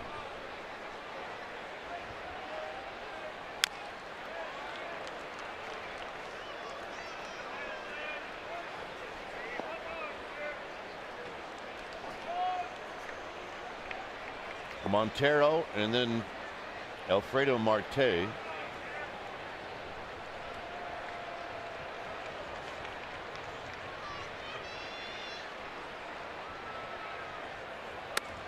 And tight. Almost hit Cody Ross. 2 balls and 1 strike. The Giants know that his preference is middle away. He likes to get extended. That's where his power is. And they're trying to bunch him this whole series.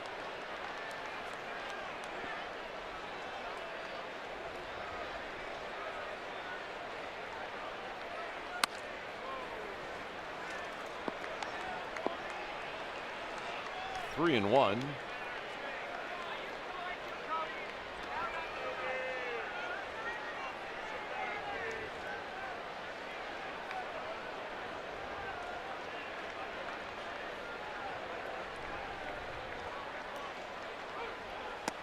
And the walk.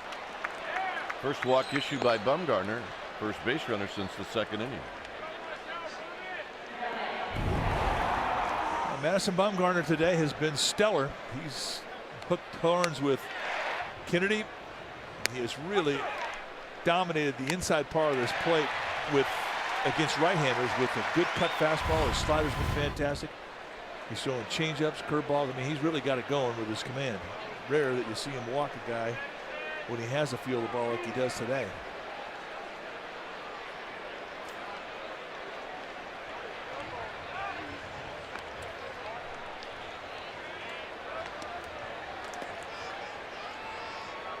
Montero has flied out twice.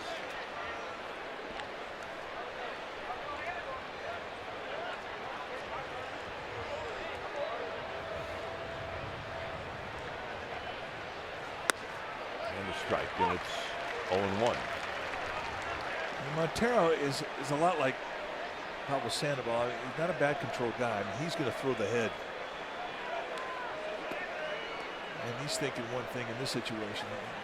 He's thinking hit it over the outfielder's head or over the fence. But he's not the kind of guy you'd put a play on. Hit and run. Wouldn't bunt him, obviously, hitting 5th in the lineup anyway, but not a lot of finesse in his game with the bat. He's going to hack.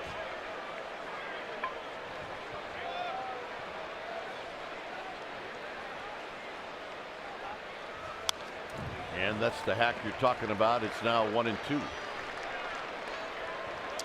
He's a pull hitter too, and with the first baseman hold a runner on at first normally is an opportunity, but with the cut fastball and the hard slider and the stuff that moves away hard from Montero, he's seen from Bumgarner, it's not an easy guy to pull.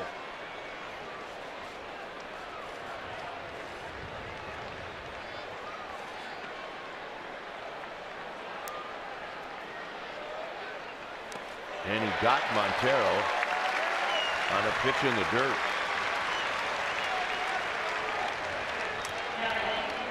Montero chasing, 5 strikeouts now for Bumgarner. So here's Marte.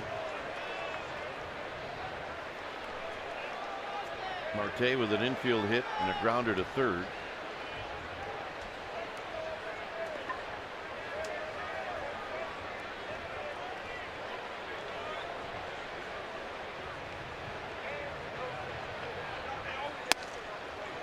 Fastball high, 1-0. Marte's got a little pop in his bat. Last year at Mobile, hit 294 with 20 bombs. He put up 20 in a minor league uniform. That's instant credibility. That's power you have to respect if you're pitching to it up here.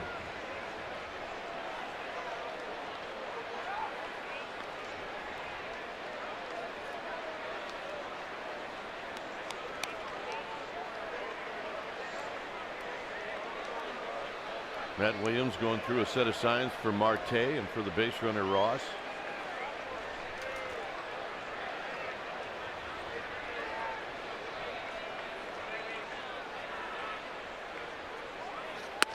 And a strike. It's a ball and a strike.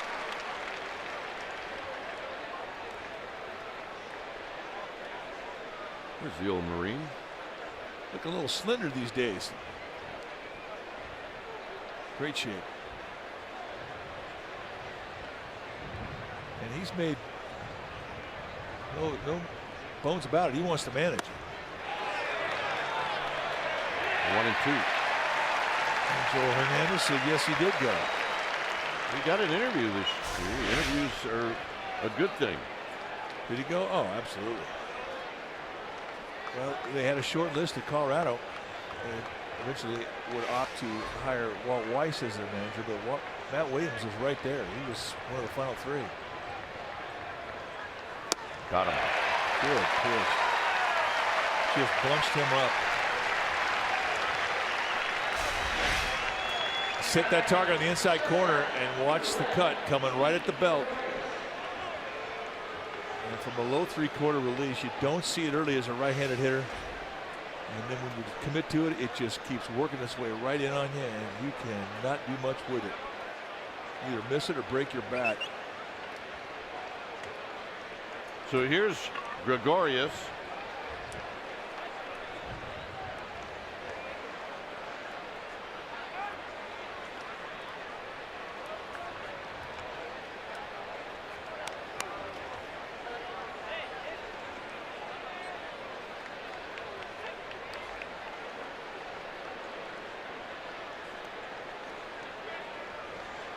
Cody Ross with his lead, and Bumgarner keeps checking on him. Remember, Cody Ross started out the season on the disabled list with a strained left calf. And, whether that prohibits him from trying to steal, we don't know, but he was a Giant, and we do know that he's capable of stealing a bat. And this is a steal situation. Swing and a miss, no balls and one strike. Gregarious was swinging from McCovey Cove. Yes, indeed.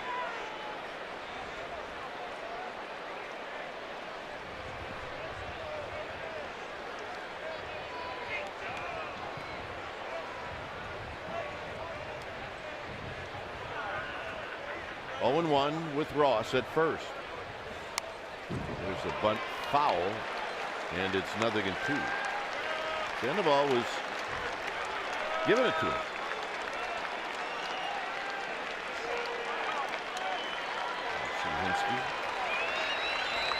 It's like a gladiator ready to go in. He does. Serious. You look like a henchman ready to take off your head.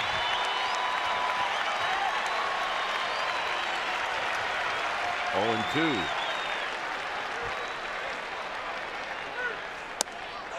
High 1-2. Pitch number 88 for Bumgarner.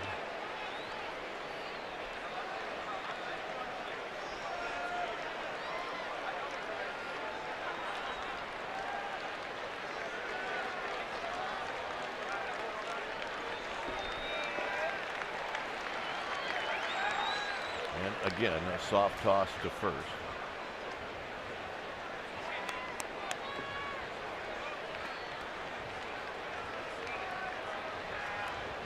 This is the 7th in a 0-0 ball game.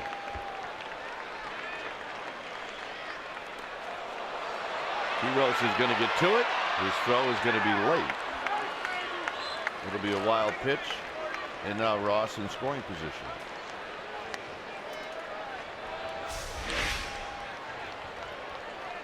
Ball kicks away from Quiros. Got on it quickly, but a nice job of identifying that ball down the dirt from Cody Ross. And I think that's a tip for a lot of kids. When you take your secondary lead on a base, anticipate that that ball is going to be in the dirt. Follow its path out of the hand of the pitcher. You see that thing going down there, give yourself a pretty good chance to get a good jump like Cody Ross just did. That was good base running.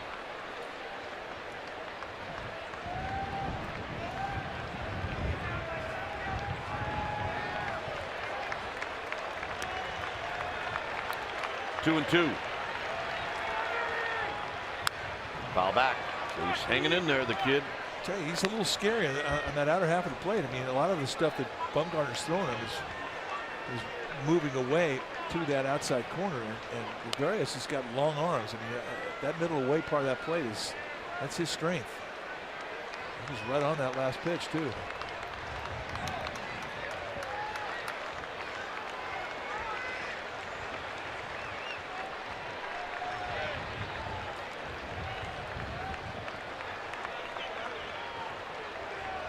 Two and 2.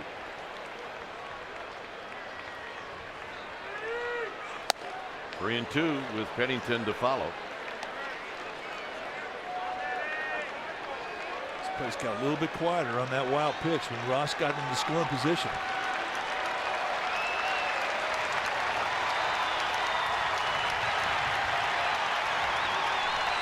And now they're starting to come to life to inspire their hero lefty on the hill.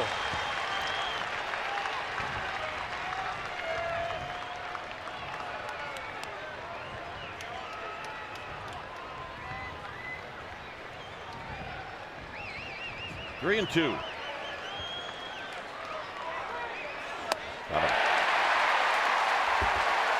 92, saves a little extra, and that'll end the inning. Bumgarner strikes out the side. Blanco, Crawford, Quiros.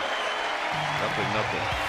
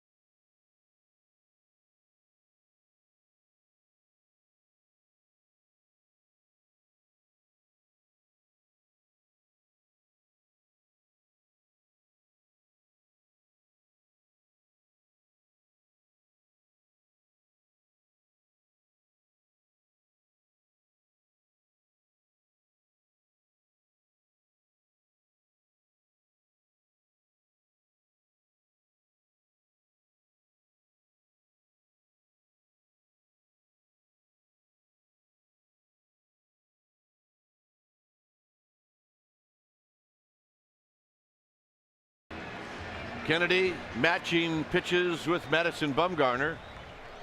And for the Giants here in the home half of the seventh, 6, 7, and 8 in their lineup.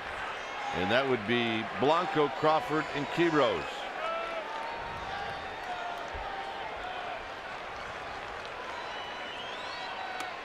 And a first pitch strike to Blanco, and it's 0-1.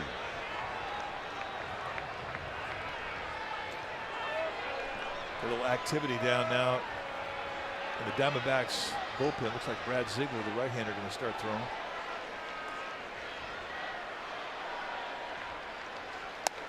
Blanco runs up and he takes high. 1 ball and 1 strike. There's the submarine. He didn't warm up that way though.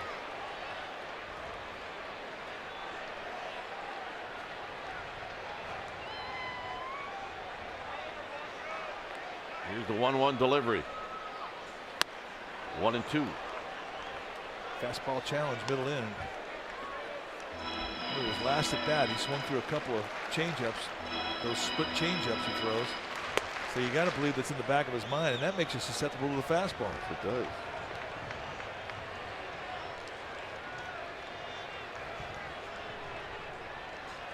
Fouls back, had a good rip. It stays at 1-2.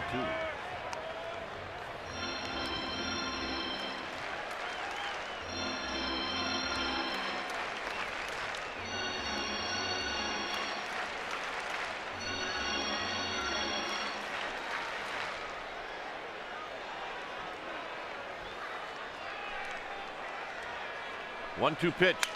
Hit on the ground towards the hole, into the hole, a base hit.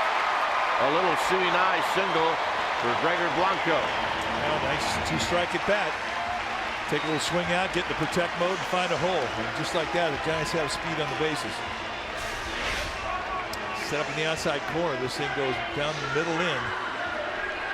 Just drops the bat head on it, finds a hole, and the Giants have action.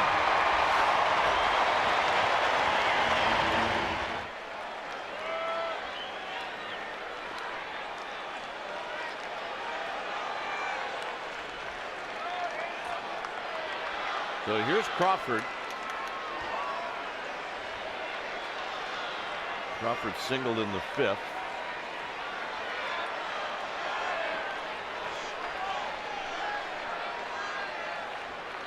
Kennedy holds it a long time, and Crawford asks for time. Yeah, he's not afraid to slow it down when you get on base. Yeah. Gamer Babe, you can always tell. Loves the yard. Could always tell.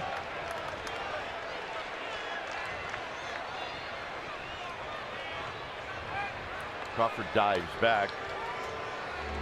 Or make that Blanco dives back. He's got 2 steals on the year. He hasn't been caught.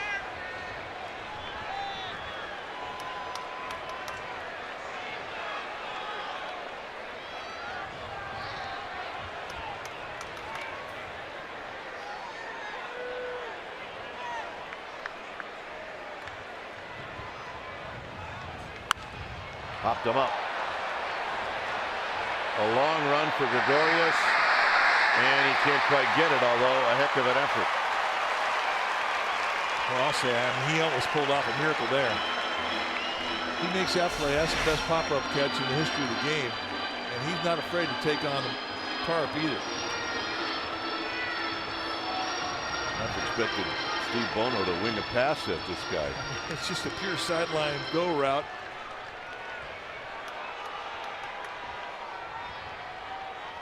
And he almost pulled it off. He did almost pull it off. It's a strike to Crawford. A sneaky feeling that Blanco's thinking about it.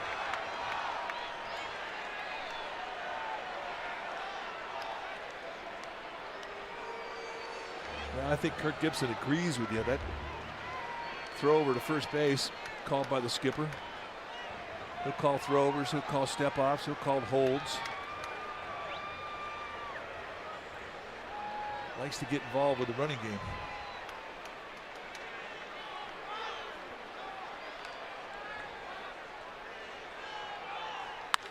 Crawford hammers one into right center field. That's going to fall.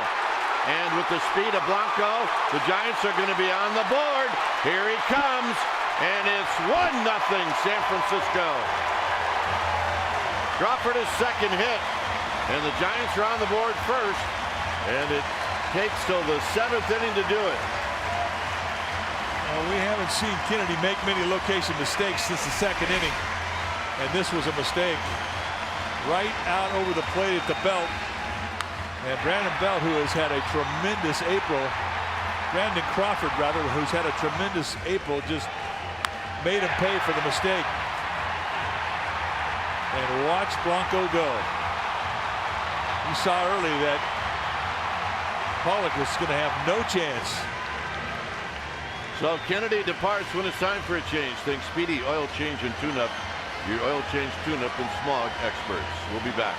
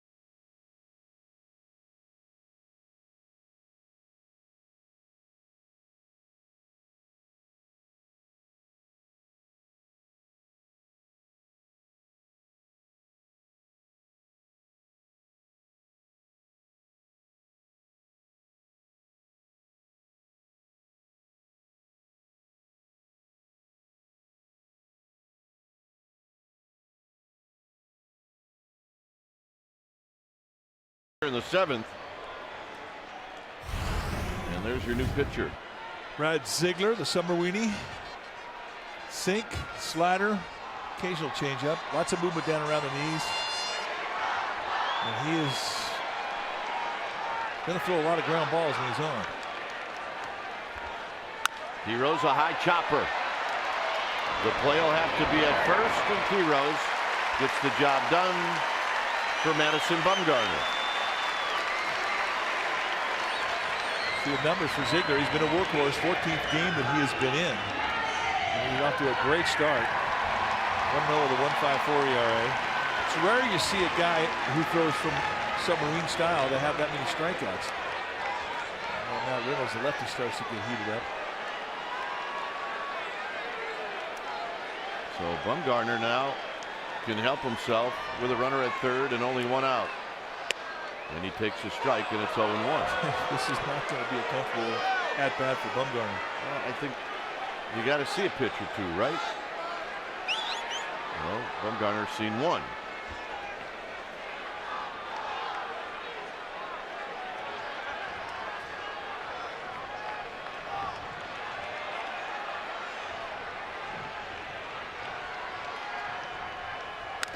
And a swing and a foul, and it's now 0-2.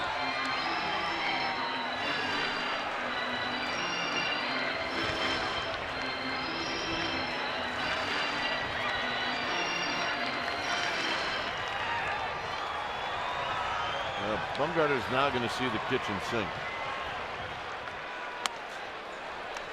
Well, that was parts of the kitchen sink, and it's 1-2.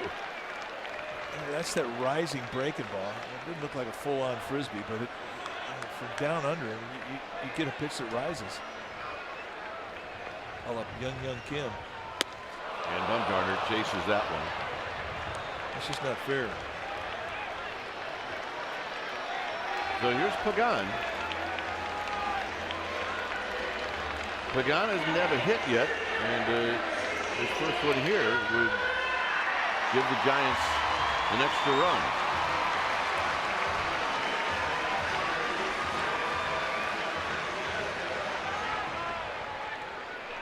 He's popped out twice, and he's bounced out to first.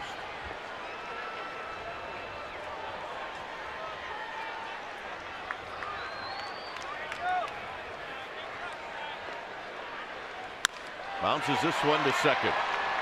And it'll be Pennington who'll make the play, and that'll end the inning. Giants, however, are on the board. It's the Crawford double to knock in Blanco as we head to the 8th. It's 1-0 Giants.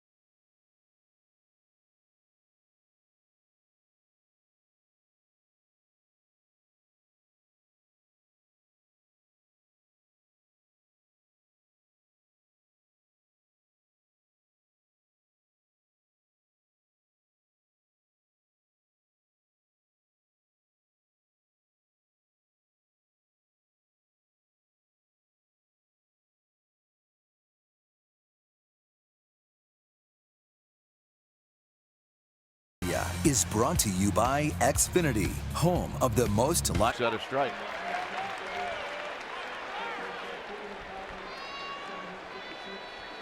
Pennington is struck out. He's lined out to left. Off the plate to even the count. Giants guarding the line at third base, and they also have Sandoval in on the grass in respect of a possible bunt. So they don't want any doubles, especially on the left side of the field. In the dirt, 2 balls and a strike.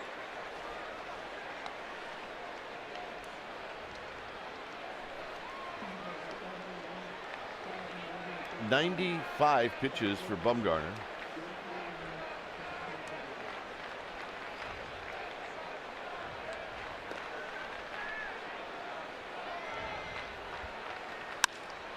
Center field, Pagan is going to put it away. 1 out. Well, watch Giants baseball in style all year long. Select suite and premium rental locations still available here at the ballpark. The Salesforce Champion Suite, which is adjacent to the press box. You got the Corona Beach Club, which is located along the first base foul line. So check it out, 415-972-2298. Watch it in a suite, have some fun. Is Bumgarner to face Hinske.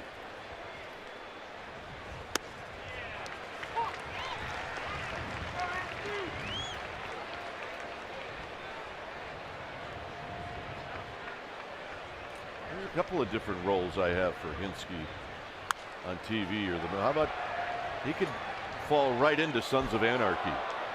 Oh yeah. Are you kidding me? He could be in the Three Stooges movie.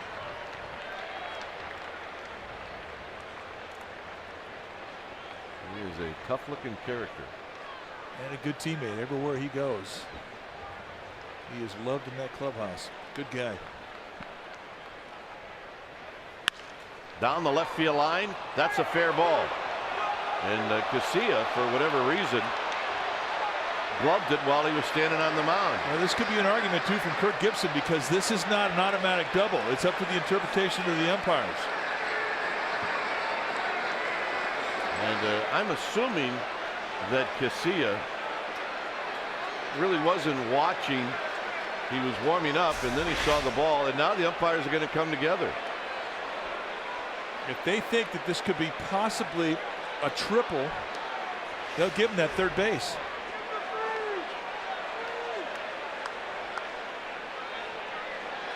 Well, I think if it's somebody else, you could give him third base. Well, if it's Didi Gregorius, absolutely. But Hinske, who is not the fastest, is going to have to settle for a double. Angel Hernandez, the crew chief, pointing to second base, and that's it.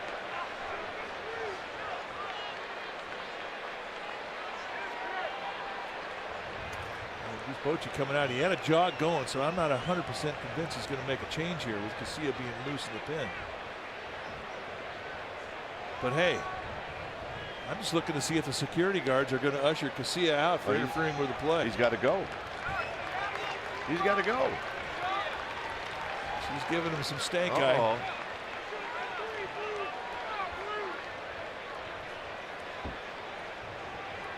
Hinske's going to depart. It's going to be Parra who's going to pinch run.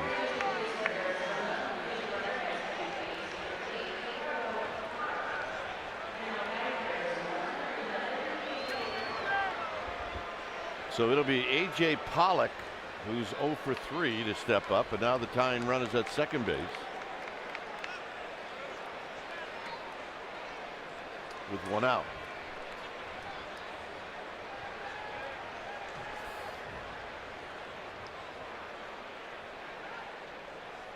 Garner will just keep an eye on Parra. First 2 games of the series, it was the Giants that came back late on the D-backs bullpen, and the D-backs trying to return the favor here.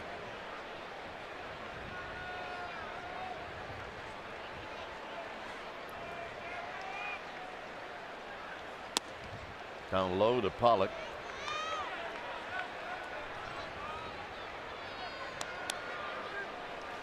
Pollock has pulled Bumgarner twice. Once a ground ball to Shortstop, the other a ground ball to third base. And I point that out because Sandoval, the third baseman, has to play inside the bag at third. And that's a base hit, and this game is tied. Pagan overruns it, and it's Pence who keeps Pollock to a single, and it's a 1-1 ball game. And now Bruce Bochy will come out.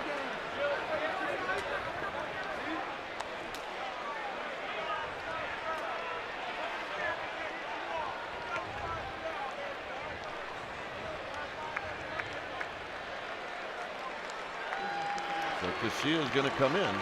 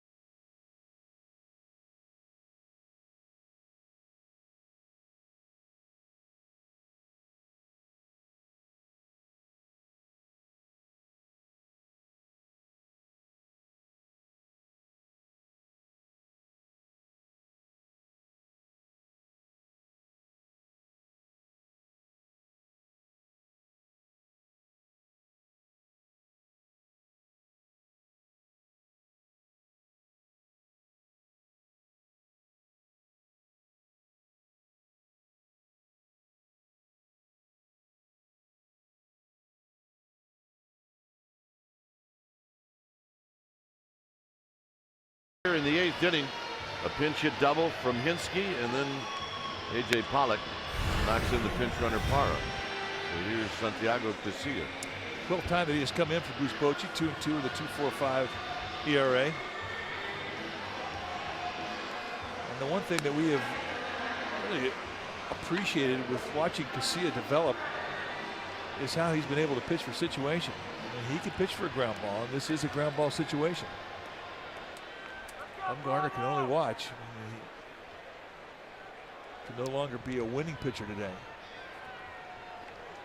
He's hoping his bullpen picks him up right here, but boy, I tell you what, another great outing for Bumgarner.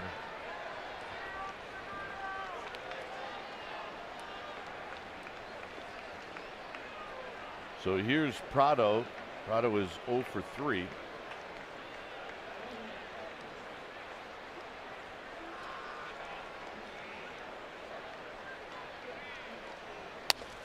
And that fastball is high, or check that, like something at 85, and it's 1 ball and no strikes.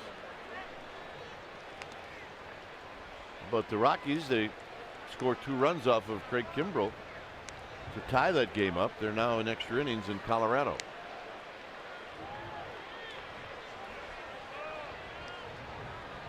Checking on Pollock.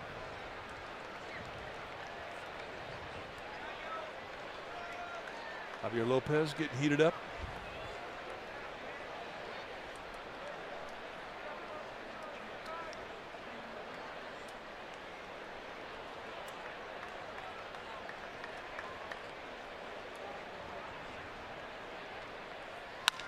Double play ball to Crawford.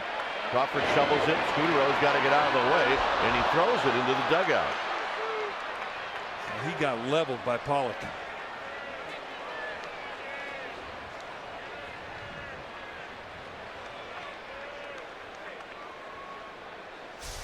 And that is a rough error, and this is hard baseball. That's clean as can be. And Belt had none chance getting this one. Well, The tough break is it bounces or sails over the screen that protects the dugout. Well, it does do one thing, though. It takes Goldschmidt completely out of the equation. And Bruce Bochy going to walk the hottest hitter on this Diamondback team.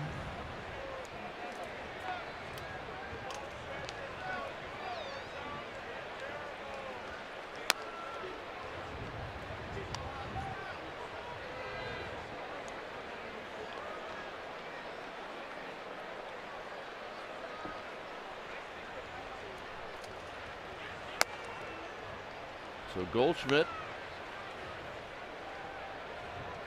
will be sent on to first, and Cody Ross will be the hitter.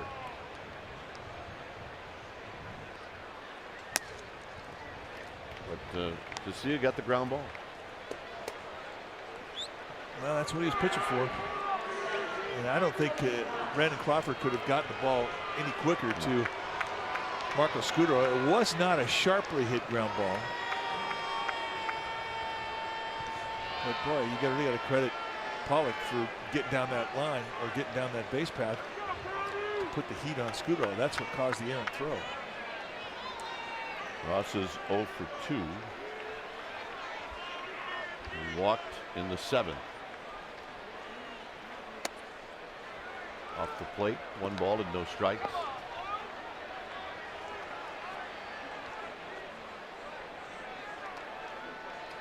Casilla has an open base. And he can make his pitch.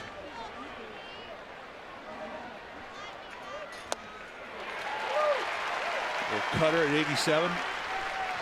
Cody Ross expands his zone, and he will do that. And you see the left-handed hitting Montero on deck with Javier Lopez in the bullpen. If it gets to that and Montero hits, they will not pinch hit Montero, so you would see Javier Lopez.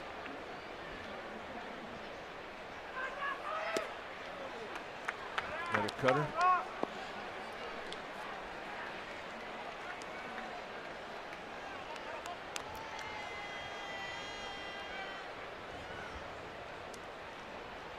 A run in here in the 8th.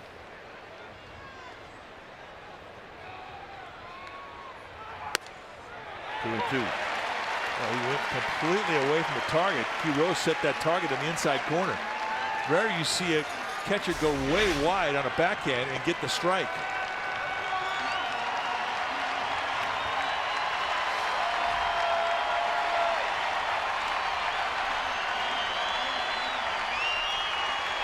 Two and two.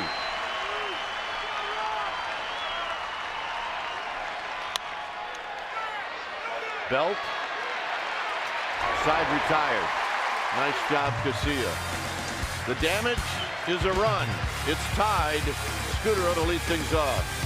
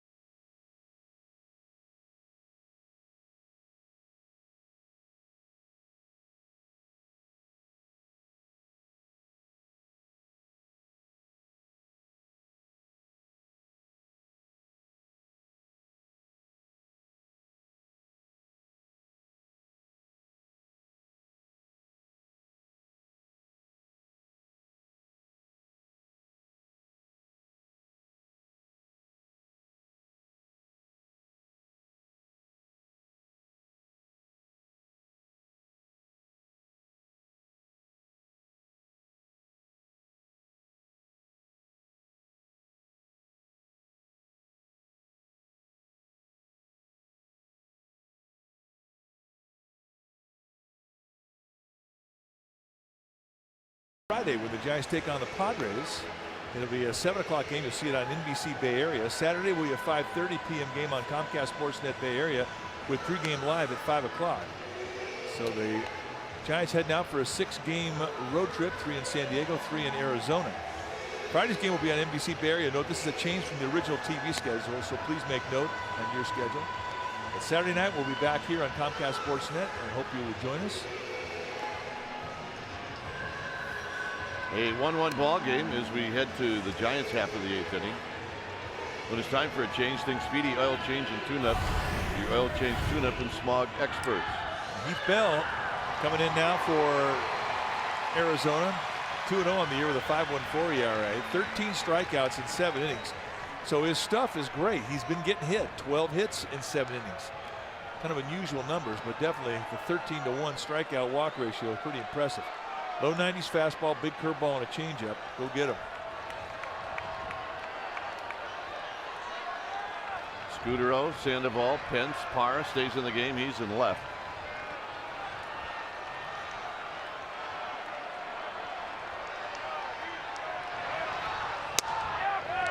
First pitch strike. Scudero doubled in the 6th. He's 1 for 3.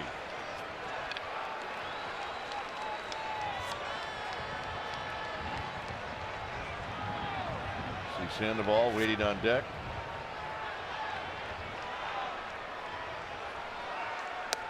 Breaking ball and a quick 0-2.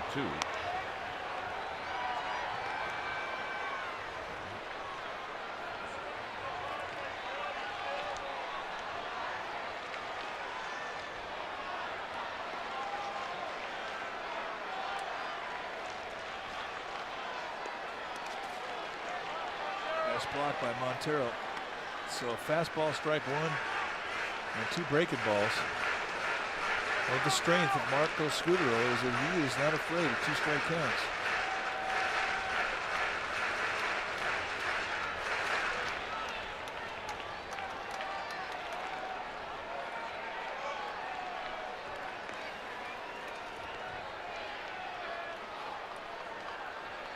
One and 2. 2 and 2. 3 breaking balls in a row. Scudero's only faced Heath Bell 1 time. He's 0 for 1.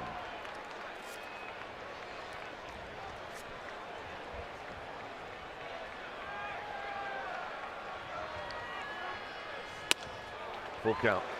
0-2 to 3-2. Reynolds continues to get heated. He's good to go.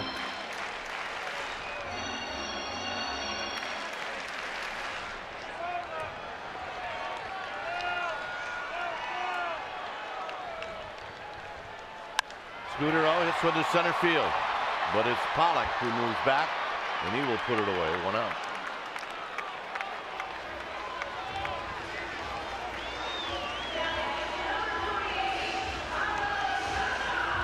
Sandoval.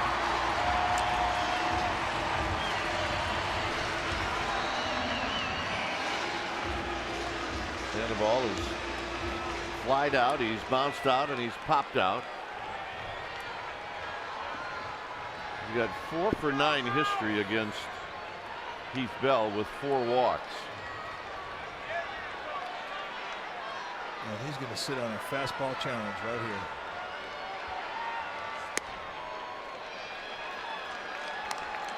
Well, you think of Heath Bell, you think about all the years he was with the Padres, and he'd come in as their closer. Did a great job for San Diego, but he never, ever left the outside corner. It was away, away, away. And they're going away again. And it's 2-0.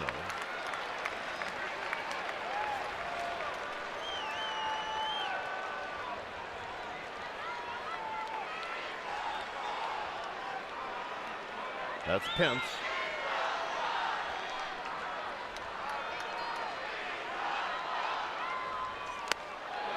Two balls and 1 strike. And that was the one right there. Joe Romo heading down very quickly.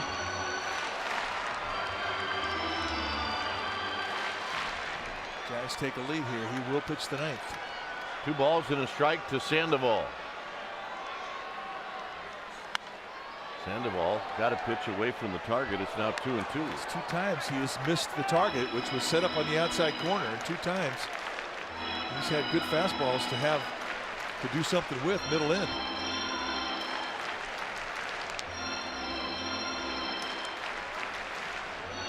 Can happen if you're aiming for that outside corner. You reach back and try to add a little bit extra. You can pull it right across the other side of the plate, and that's what happened. He did get 94 on the pitch, but it was not where he wanted to go with it.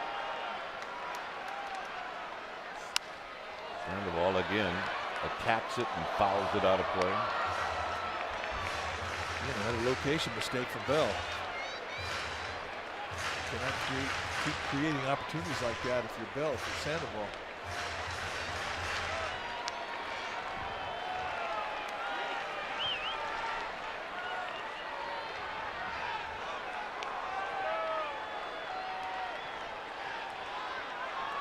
Two and two.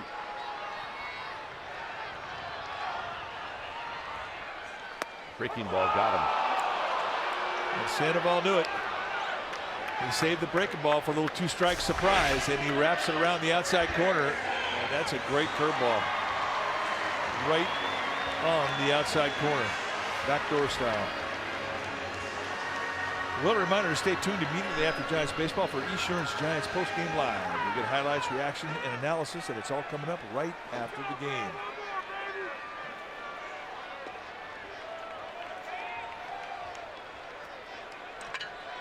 Here's Pence. Pence is 0 for 3. Pence is 0 for 7 lifetime against Heath Bell.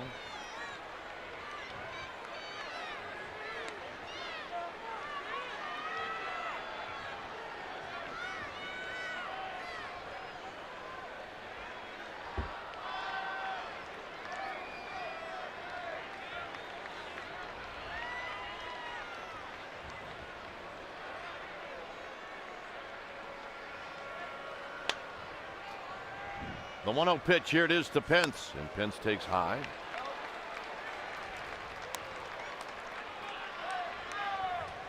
Bell to follow.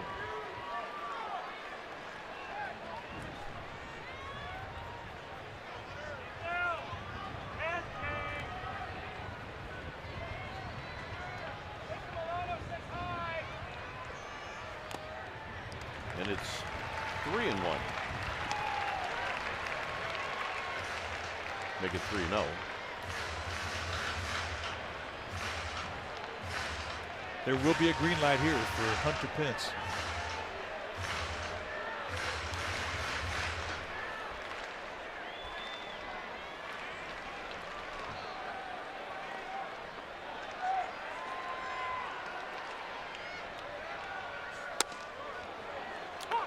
Outside corner, 3 balls and 1 strike.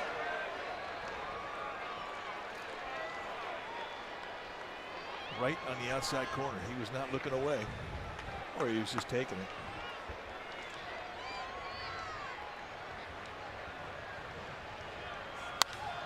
Out of play, 3-2.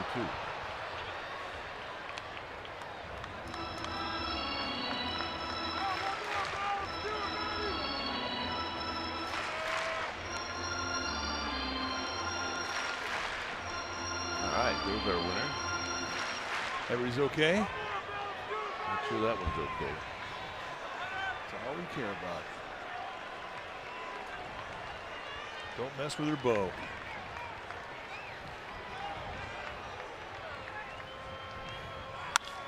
Line drive, base hit. And Pence is aboard. It was last night when Brandon Belt lit this place up. A hanging split, middle in. And that swing of the bat tied things up for the Giants. Send it to extra innings. Been doing his best hitting in the 8th and 9th innings this whole series. 0 for 2 today. 2 for 6 lifetime against Bell. And that's a bit wide, 1-0.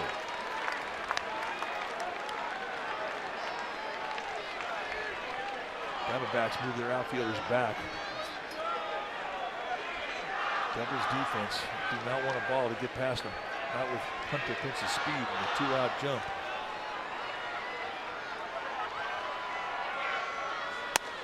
And Belt kind of breaks down on that high fastball. There's a lot of real estate from where Cody Ross is playing in right center to the line in right field. A lot.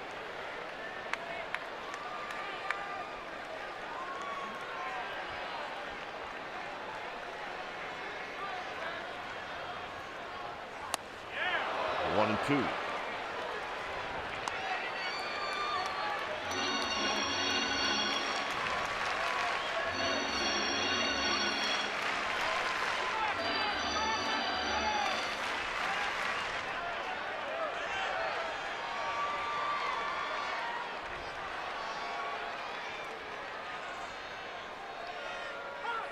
Now timeout is called as Bell freezes everybody.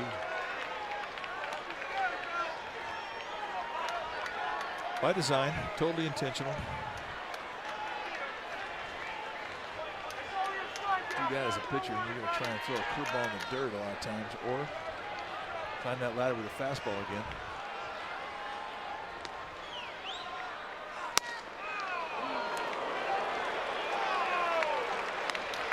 Got to have guts to take that one. Set that target completely off the plate, and he doesn't have to hardly move the glove, and a lot of umpires will bite. That is a fact.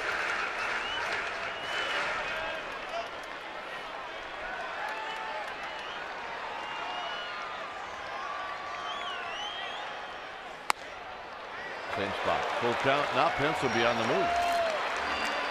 Yeah, that's a big thing. That is a big thing. Goldschmidt comes in and tells Bell, I'm behind him. So the lead will be big.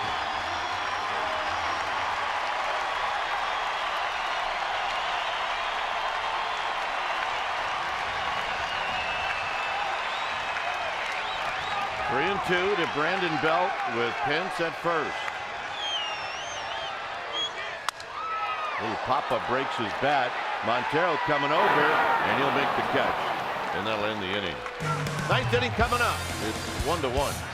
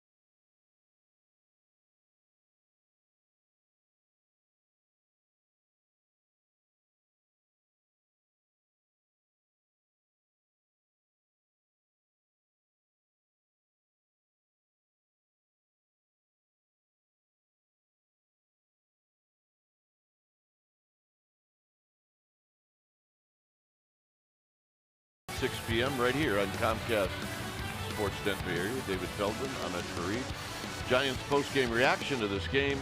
The Warriors, their plans for Game 3 and the latest on the NFL Draft news. And the draft will start tomorrow night.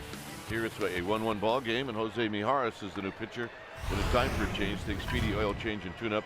Your oil change, tune-up, and smog experts. Numbers for Mijares. very good. It's a little of that ERA down, 6 strikeouts and 4 1/3. Facing Montero, who takes a pitch high, 1 ball and no strikes.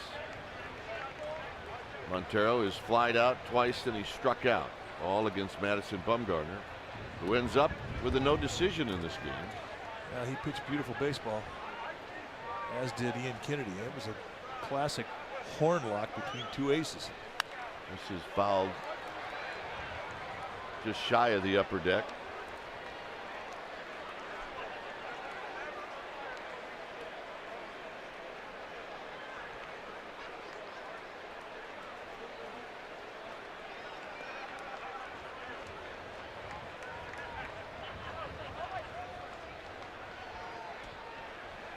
Swing and a miss, 1 and 2. Think about Montero. I mean, he's not swinging for singles. I don't think he ever swings for singles. And you don't see much of an adjustment in his 2-strike approach either. 1-1 ball game, man. He's trying to leave earth.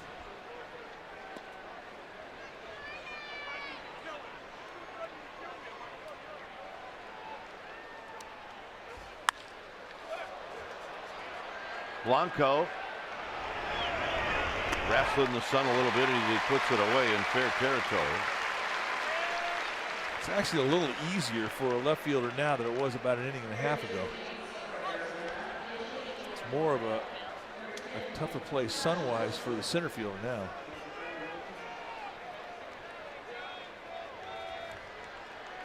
Josh Wilson will pinch hit.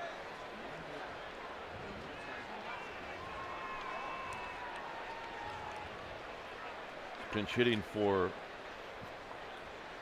Heath Bell. Here's the pitch wide, 1 ball and no strikes.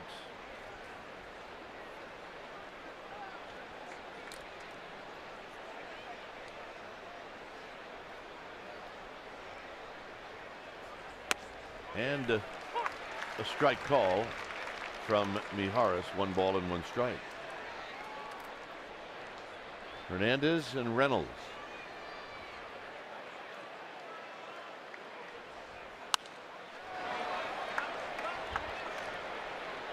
Down the right field line and out of play on the pop-up. It's 1 and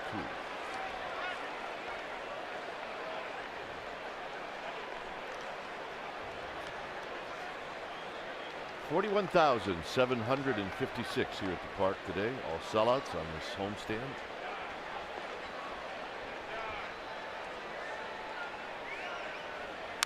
Had a pretty good swing on that 1-2 pitch. You always can tell a lot about a guy. If he leaves an organization, it comes back to an organization. And Wilson's done it twice. Arizona had him in 2009. Then he went to San Diego, Seattle. And he came back to Arizona last year. Then he went to Milwaukee. And here he is again. Tell you what, Mijares has really picked it up in the absence of Jeremy Afro. No doubt. I mean, the Giants needed him to do that, and he did not have a very good spring. He battled with some arm issues, broke and went north with the club, and really didn't have much of a slider, but that's back, and now he's got feel for all of his pitches. Been throwing good ball. Here's Gregorius.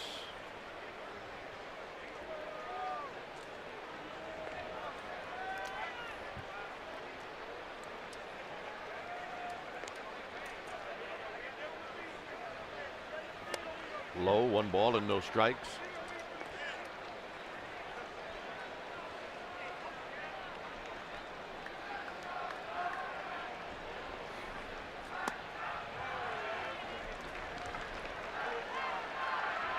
Pennington is on deck should Gregorius reach. This is the 9th.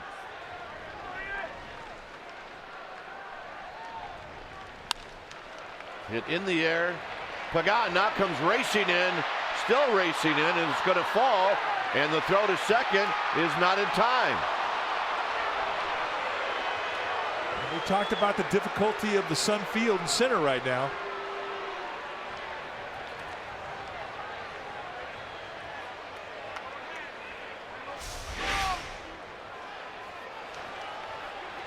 Pagan starts back, and then he realizes he's got no chance. And here, a little bit of a delay. Had he come up gunning, they may have had a chance for Gregorius as he attempted to get to second. I mean, that's 3 extra steps from a throw. If he comes up gunning, they get him, or at least they have a chance to. So here's Pennington. That's what he's looking up into. Pennington takes a low.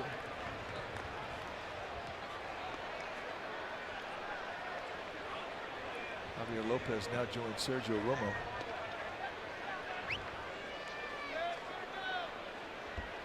Pennington's going to be walked intentionally.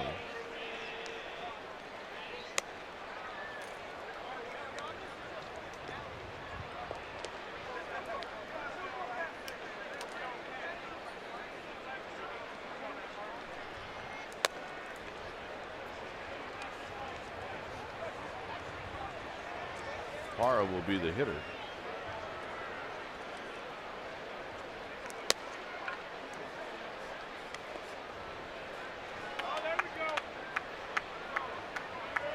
So here's Parra. Parra's lifetime against Javier Lopez 1 for 8. Against Mijares, he never faced him.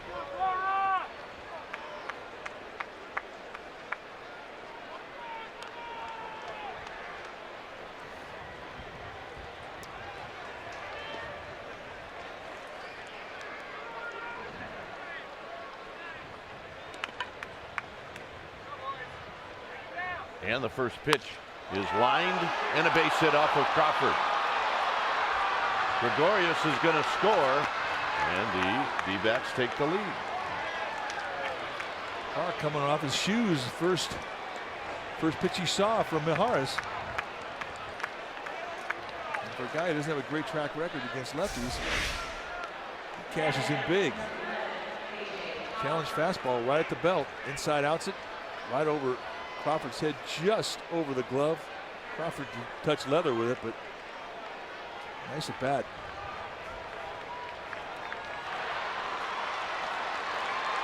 And you see Crawford. And that's as high as he can go. So Romo's coming in. D-backs take the lead. It's 2-1.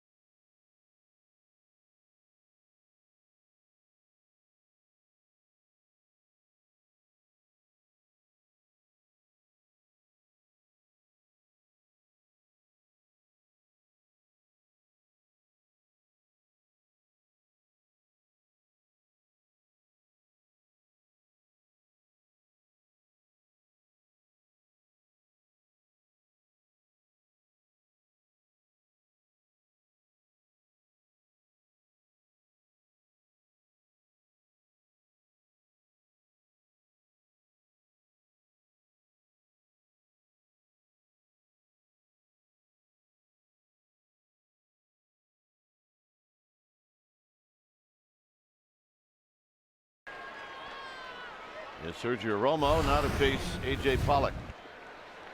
Take a look at the numbers for Romo. 12th game that he's come in. He's been lighting it up numbers wise. 1-1 with a 1.80 ERA. And he is going to be asked to get A.J. Pollock out.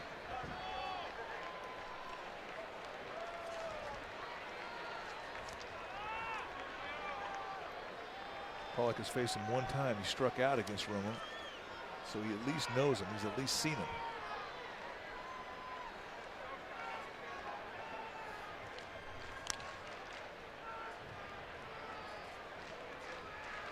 Can't tell you the last time I actually saw a pitcher throw to third.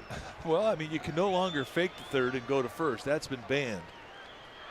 So if you make a move to third, you better throw it over there.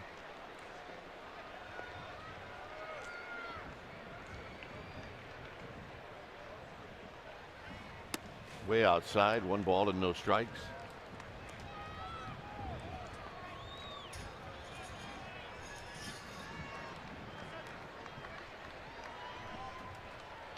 Pollock knocked in the tying run in the 8th inning off of Bumgarner. It was the last hitter that Bumgarner faced. He ended up going 7 1/3. 2-0. Good pitch.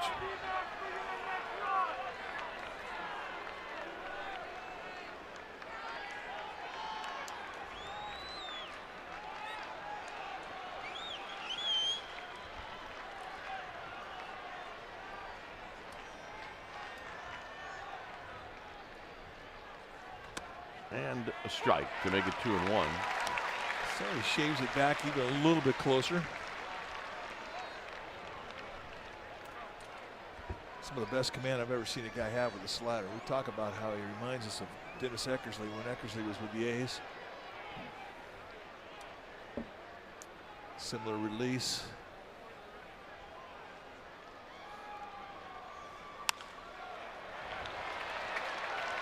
Sandoval at third. That'll end the inning. D-backs pick up a run. Blanco, Crawford, K-Root coming up.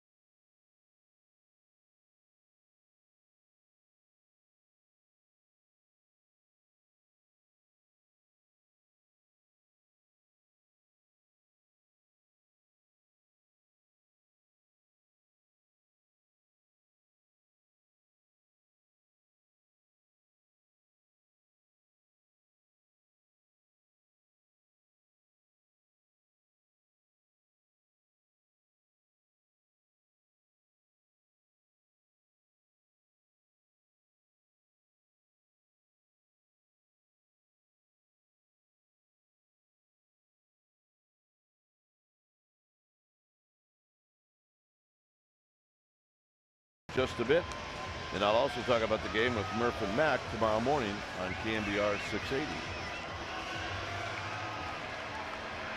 2-1 lead for Arizona, and David Hernandez is on to try to close it out and get the last 3 outs. There are his numbers. They're excellent. 12 base runners at 9 2/3, 13 strikeouts. He's got a very, very good fastball. It's a mid-90s fastball. And he's not afraid to throw it.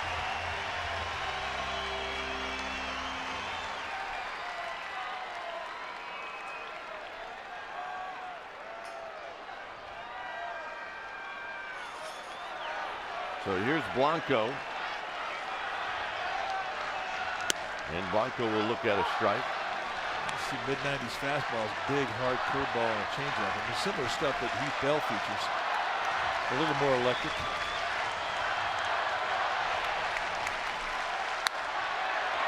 Nice play by Goldschmidt. 1 out. Playing towards the line.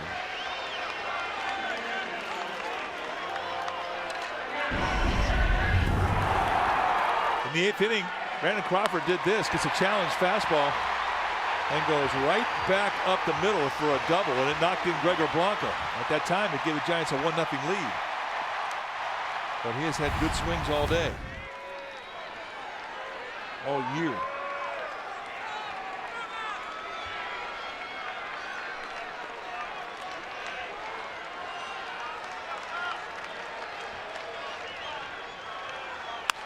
Crawford attacks this and fouls it down the left field line and out of play.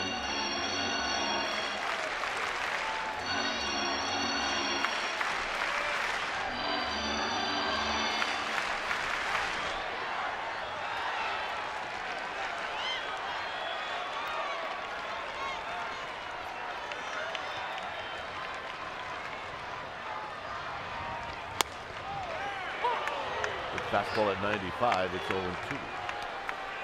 Shaving that outside corner. Most improved two-strike hitter on the Giants team this year is in the batter's box right now.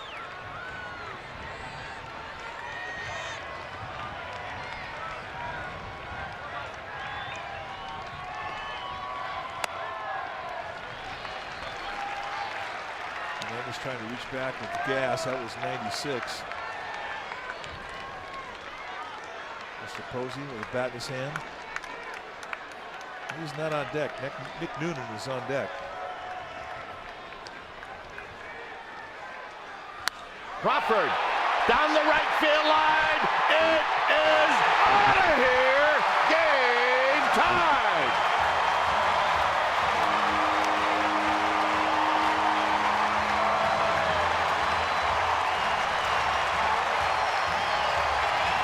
Unbelievable. Once again,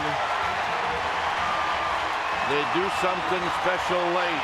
And in a two-strike count, Hernandez, 3 fastballs in the at-bat, had not thrown him anything but gas. Tries to drop a curveball down and in.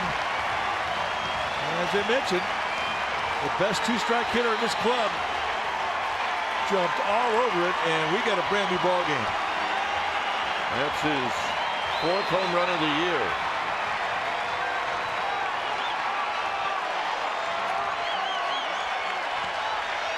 And here's Nick Noonan. And Hernandez high and wide, and it's 1 ball and no strikes. Have a day, Brandon Crawford.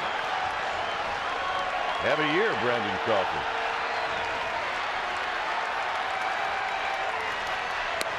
In with a swing and a miss. 1 ball and 1 strike. The one lone breaking ball right out of the plate at the knees, and he knew it. As soon as it left his bat, he was into the trap. Noonan with a foul back. He had a good rip. And watch it on the splash cam as it carries right on out of here. You look this place up. Hey, if you're a Giants fan, you don't want to leave your seat early, because these guys do not go away.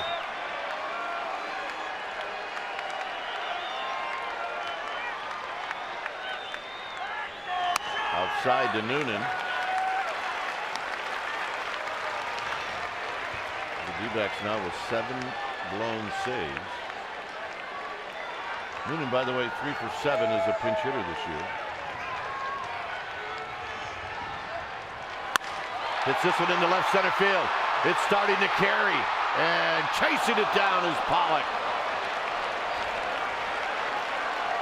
2 down. Hey, Nick Noonan has done nothing that would lead you to believe he could do anything but scald up here. Every at bat that he has had has been solid, and he almost gapped it. Only a nice play by Pollock. Denied the double. Buster Posey, he's going to pinch hit. He did this off of Hernandez on Monday night.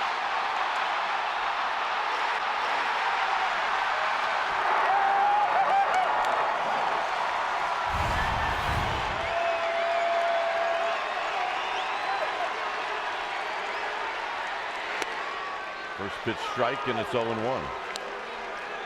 Hernandez going right at him with 95.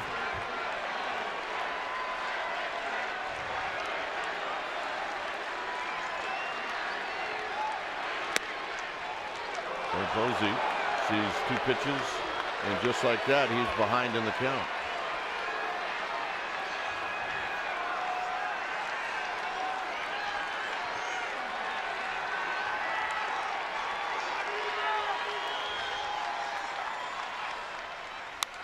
Posey stays alive.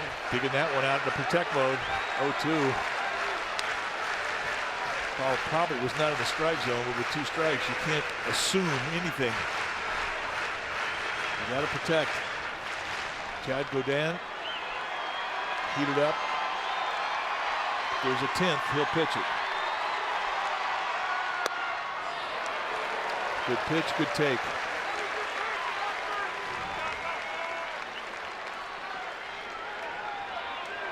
Pagan to follow.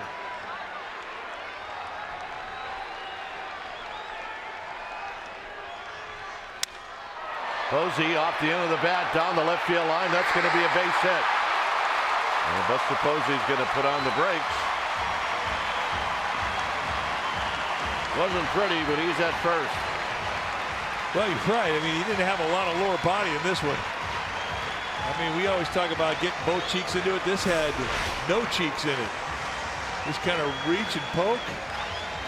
And that's a thing. Reach. Just throw the head out there and protect. Well, Charles Nagy going to come out and talk things over a bit here with Hernandez.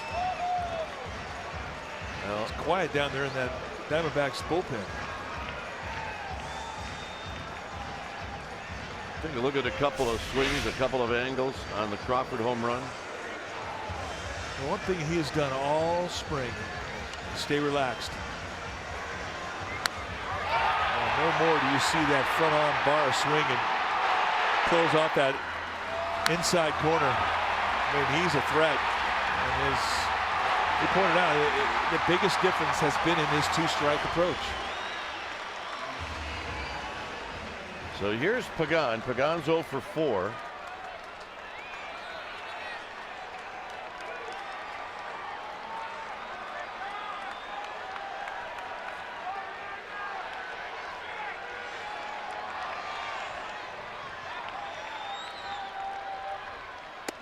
Down low, 1 ball and no strikes.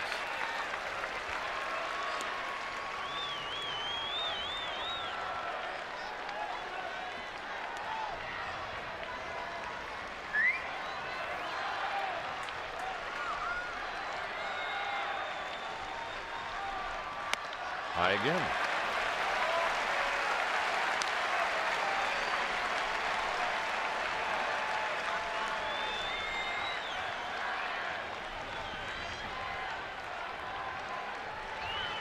Pagan gets back in, count leverage.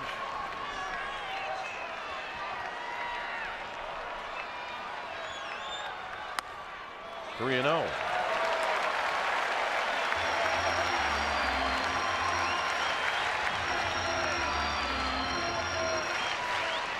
Well, if you want your guy maybe to hit one out, you let him swing 3 and 0. We'll never know. 3 balls and 1 strike. That would have been tough to hit that one out. That was a perfect pitch. 93. Movement running away at the knees, outside corner. Quality 3-0 pitch right there. But I think Hernandez was thinking the same thing. As they've already seen Pagan swing through a 3-0 pitch in the series. Posey's going to go. And it's low, ball 4.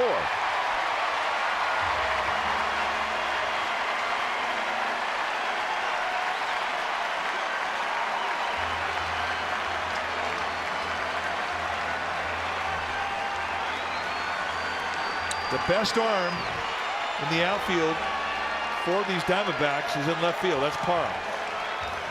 We saw what Cody Ross did last night in throwing out Pablo Sandoval. There you see Parra. Pollock, an average arm. Last night, Cody Ross had cheated in about 8 steps, and he was really playing in an abbreviated right field position against Hunter Pence. They gambled, and it paid off. All the outfielders have accuracy in their arms in the Diamondbacks outfield.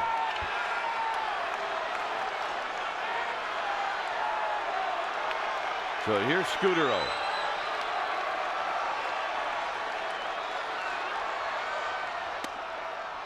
Scudero takes a strike. Doubled in the 6th inning. He's 1 for 4. Posey at second with average speed at best.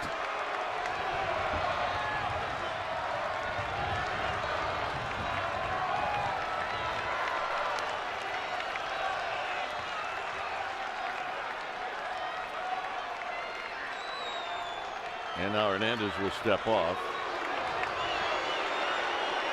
You can freeze Marco Scudero. I don't think you can do that. I don't think it's possible. Scudero is as relaxed as anybody I've seen in that batter's box.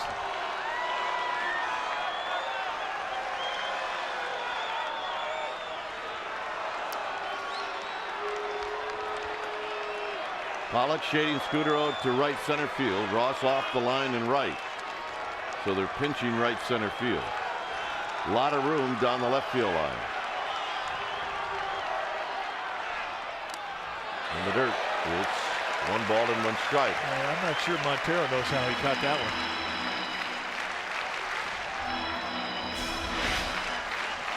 Fastballs are the hardest things to predict. If they stay down, you're in trouble. That one comes up and picks it clean. That was survival.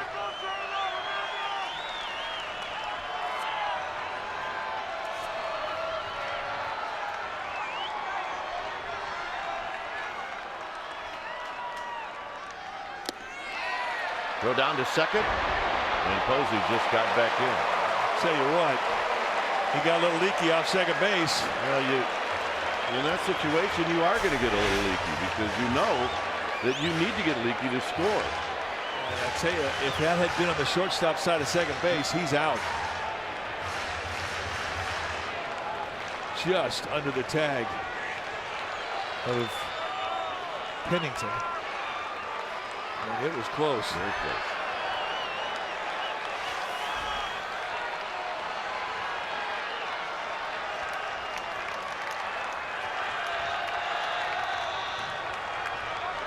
Two and 1 to Scudero. Scudero on the ground to second. And Pennington will make the play, and that'll end the inning. Crawford ties it up. He hits a solo home run. It's bye-bye, baby. And now we'll head to the 10th.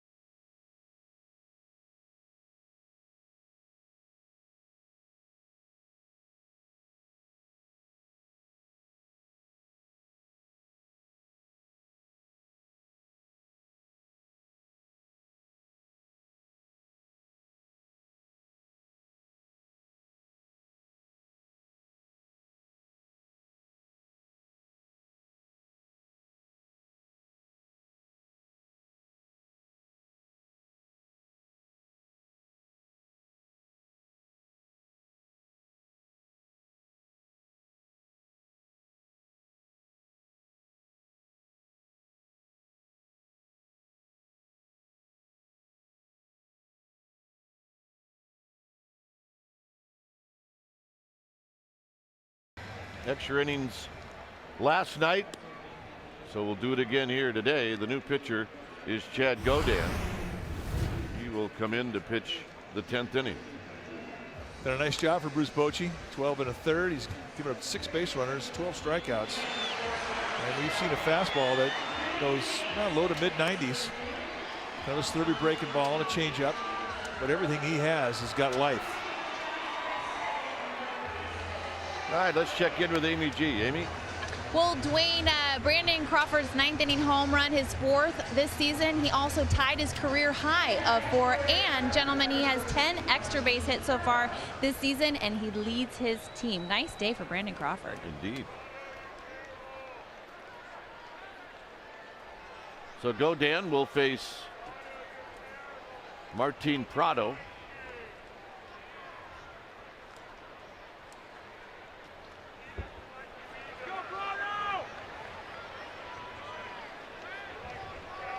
Prado today is 0 for 4 as he takes this pitch down low. Nick Noonan stays in to play second. And Buster Posey is the new catcher.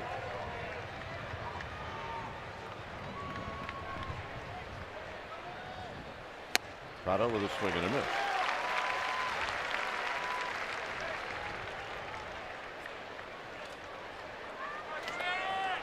Two ball game.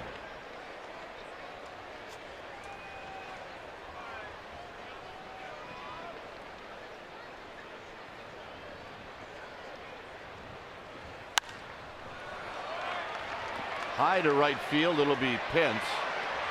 And I was going to say Nick Noonan needs to get the heck out of Dodge. 1 out.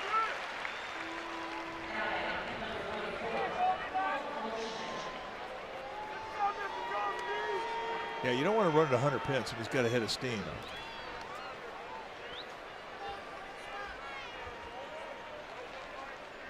Goldschmidt's 1 for 3. Was walked intentionally in the 8th inning.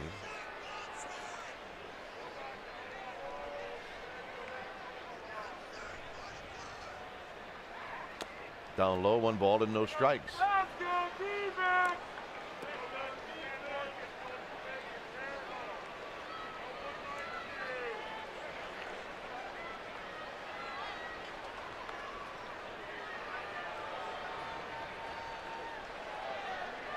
Setting up away.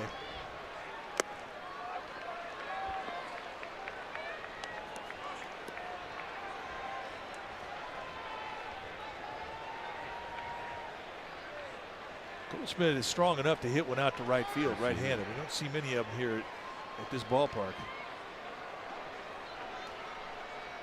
Not from right-handers. So Godin staying away from him. It's 3-0. Cody Ross is on deck.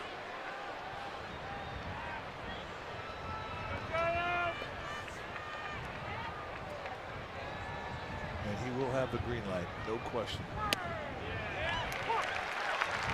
Taken all the way.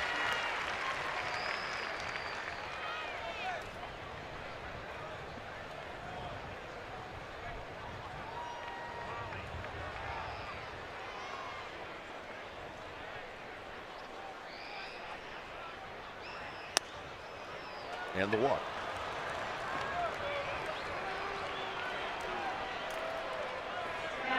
Well, you have to pay attention to Goldschmidt now because he will try and walk off that bag and get momentum to second. If he can do that, he will try and take off.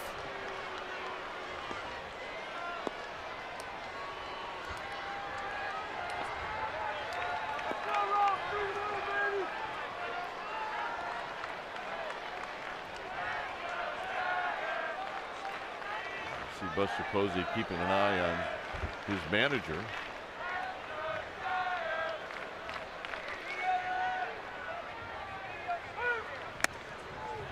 Not going to get that. 1 ball and no strikes. Just a little bit outside. And I know it's not low with Eric Cooper. I mean, he's got a history of calling low strikes. So just a bit wide. Cody Ross still looking for his first hit lifetime against Godin.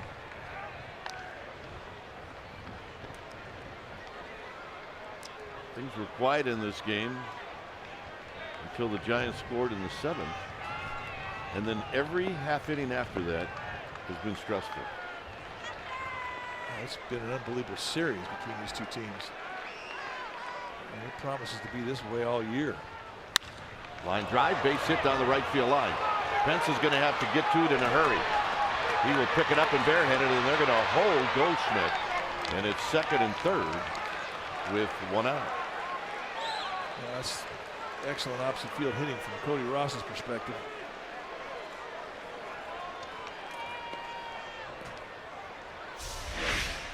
He's set up in the outside corner, and it's right there. And he stays inside it beautifully. It's almost like he was thinking about that side of the plate, that side of the field, the entire at bat.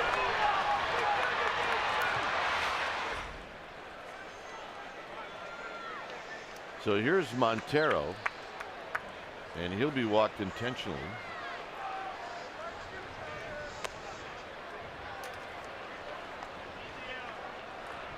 And Eric Chavez will be the pinch hitter.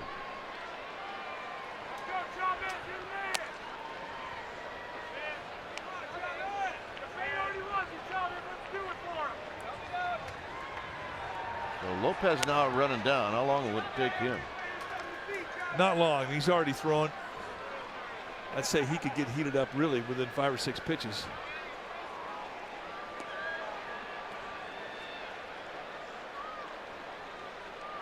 So you call timeout right now, you finish the intentional walk, and in that time he'll be good to go. The Diamondbacks do have one right-hander left on the bench, and that is Will Nieves, the catcher. Had they have put him on with 4 straight pitches, I mean, they would have been able to bring in. I don't think they could have gotten Lopez ready, but he's ready now. So you finish the ball for it, and I'm sure Bochy will come right back out.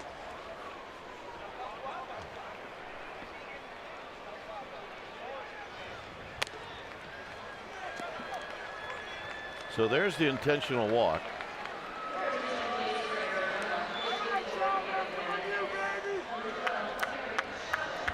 Bochy waits to make sure that Chavez is announced.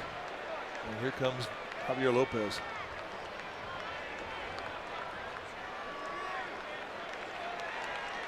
All right. We move on. It's a 2-2 ball game. Lopez coming in.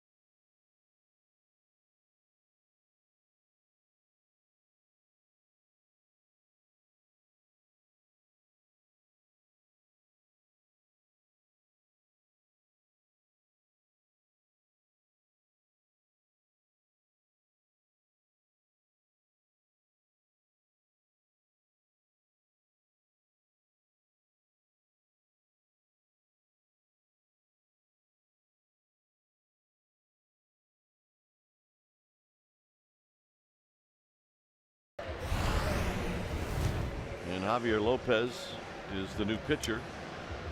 There you see his numbers. He's getting that ERA down. 8th time that he's come in.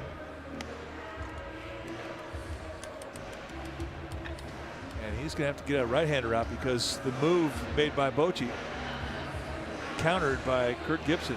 You mentioned the only right-hander left on the bench. Will Nieves is going to come in and take his hacks against Javier Lopez.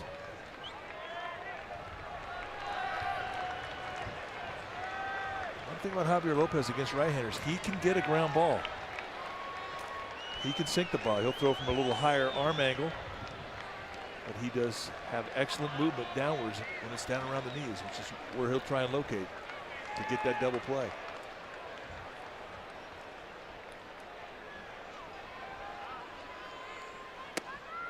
And strike at the knees, and it's 0-1. Such an important first pitch.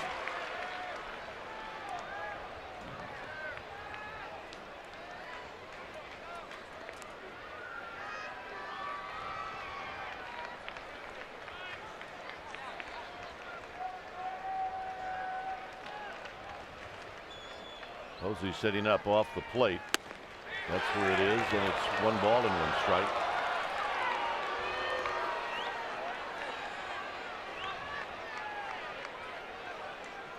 You see the defense shallow in the outfield, double play defense with the second baseman, shortstop, in on the corners on the infield with the third baseman, first baseman.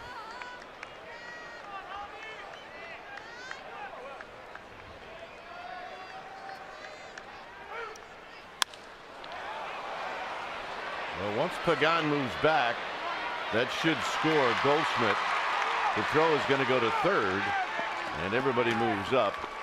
And Nieves comes up with a sacrifice fly, and the Diamondbacks take the lead here in the 10th. Nice at bat. That's what the situational call for Nieves' perspective. And he comes through. And here's Gregorius.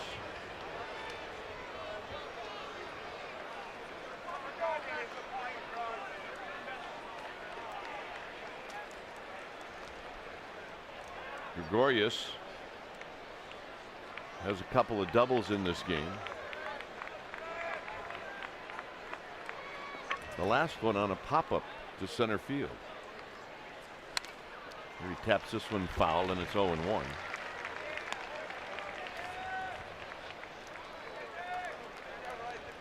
Ross is at third. He really had the big hit in this inning. Well, he's had the only hit. And his double down the right field line set everything up.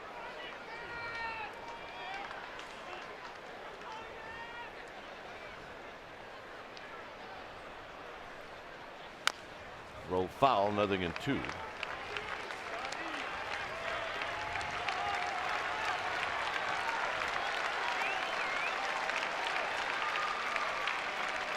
Well, way ahead of the count, 0-2 here with an open base, so you can pretty much throw whatever you want. At least 3 pitches to have him try and chase. And Gregorius has told the Giants in this series that he will leave the strike zone and chase.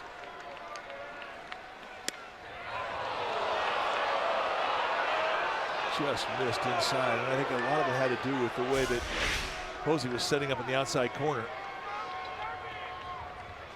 Had he been sitting there, I think they would have had a strike 3.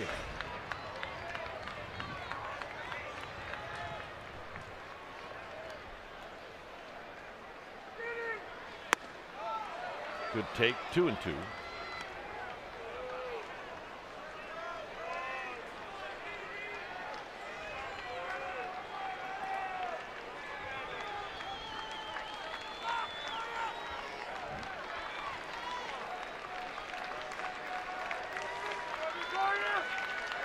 And Lopez to the plate, and he got him, and that'll end the inning. Giants one more time have some work to do. Bottom of the 10th coming up. Sandoval will lead things off.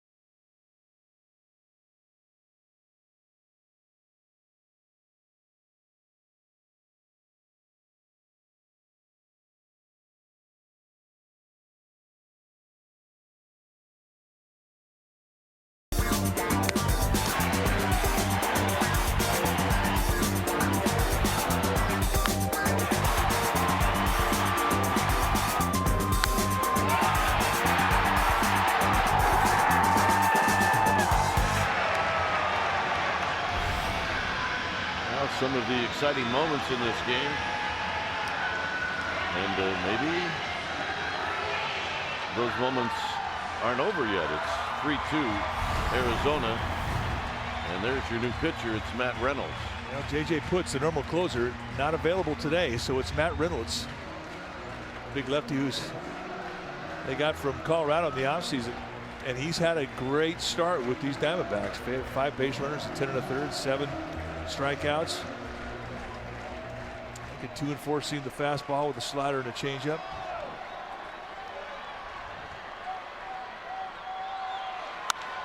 Sandoval skies went out to Triple's alley for Cody Ross, who puts it away. 1 pitch, 1 out.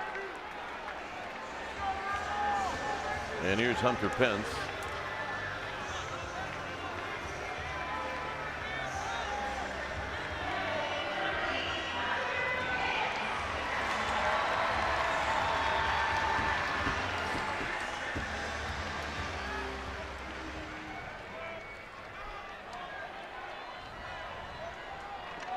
Barely had time. It is indeed. Pence is 1 for 3.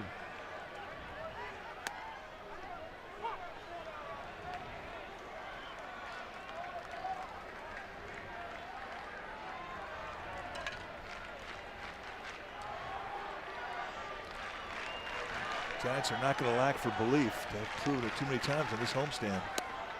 0-2. A very quick 0-2 and a nice breaking ball from Reynolds.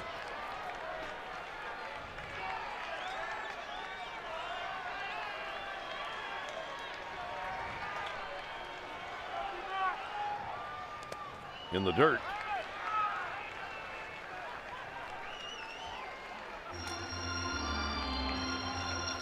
Belt is on deck.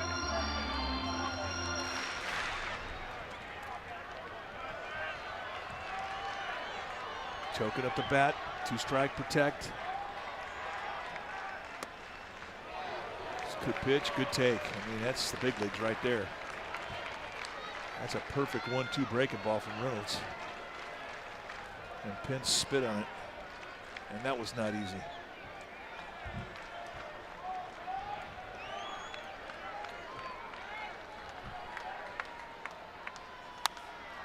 And that foul is out of play. 41,756 here at the park today. The final game of this homestand.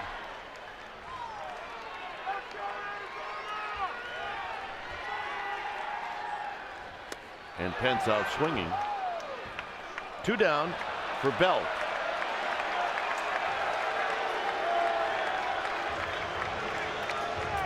And a game-winning hit the other night on Monday.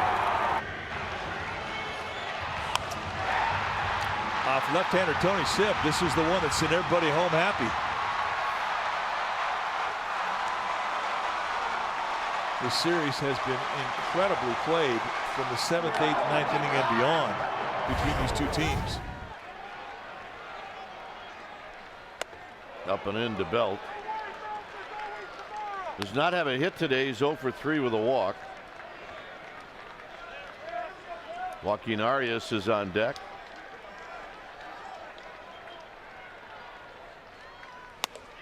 And Belt comes up empty, and it's a ball and a strike. It's a tough ballpark to play home run derby in. Yeah, that's a fact. Belt out of play down the left field line.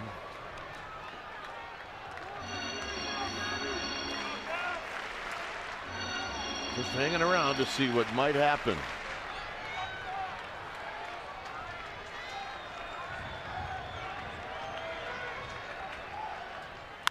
Bell hits one into center field. It's in the park, or we think it is. Pollock now going back, and it's up against the wall. And Belt's on second. Figure that one out. Well, Pollock went to an area where he got a little fooled because he got a little drift with the wind from center. And that's the normal wind you see going out to center field. And watch his route. Now he's going to try and make up for it. And And the ball just drifts right over his head into the alley there, and an easy two-bagger. So a nice two-strike at bat with 2 outs here, and just like that, the Giants have a runner in scoring position. And it's going to be Joaquin Arias trying to tie this game up.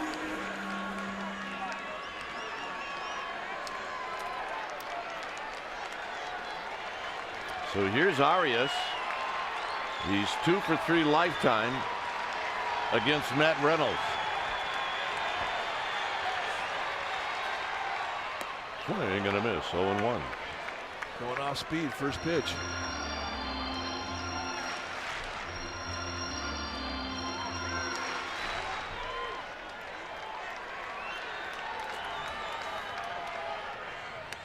Oh, 2. So back-to-back off speed.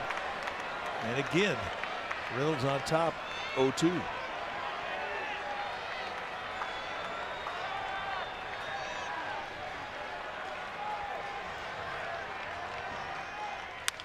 On the ground, towards the hole. Gregarious, throw, got him. And that's the ball game. So an extra inning loss for the Giants. That's 2 of them in this series. And now the Diamondbacks are perfect in extra innings. And they win this one, Mike, by a final of 3-2 in a good ball game and a lot of action late. Well, incredible baseball late. I mean, both teams really showed up and played good ball through this series, and it's just an indicator as to how it's going to be in this division between these 2 teams all year long. Tough loss. So your final here at AT&T Park, it's the Diamondbacks 3 and the Giants 2. Esurance Giants postgame live with interviews, and the wrap is coming up. But first, let's go to the Sportsnet Central studio for an update.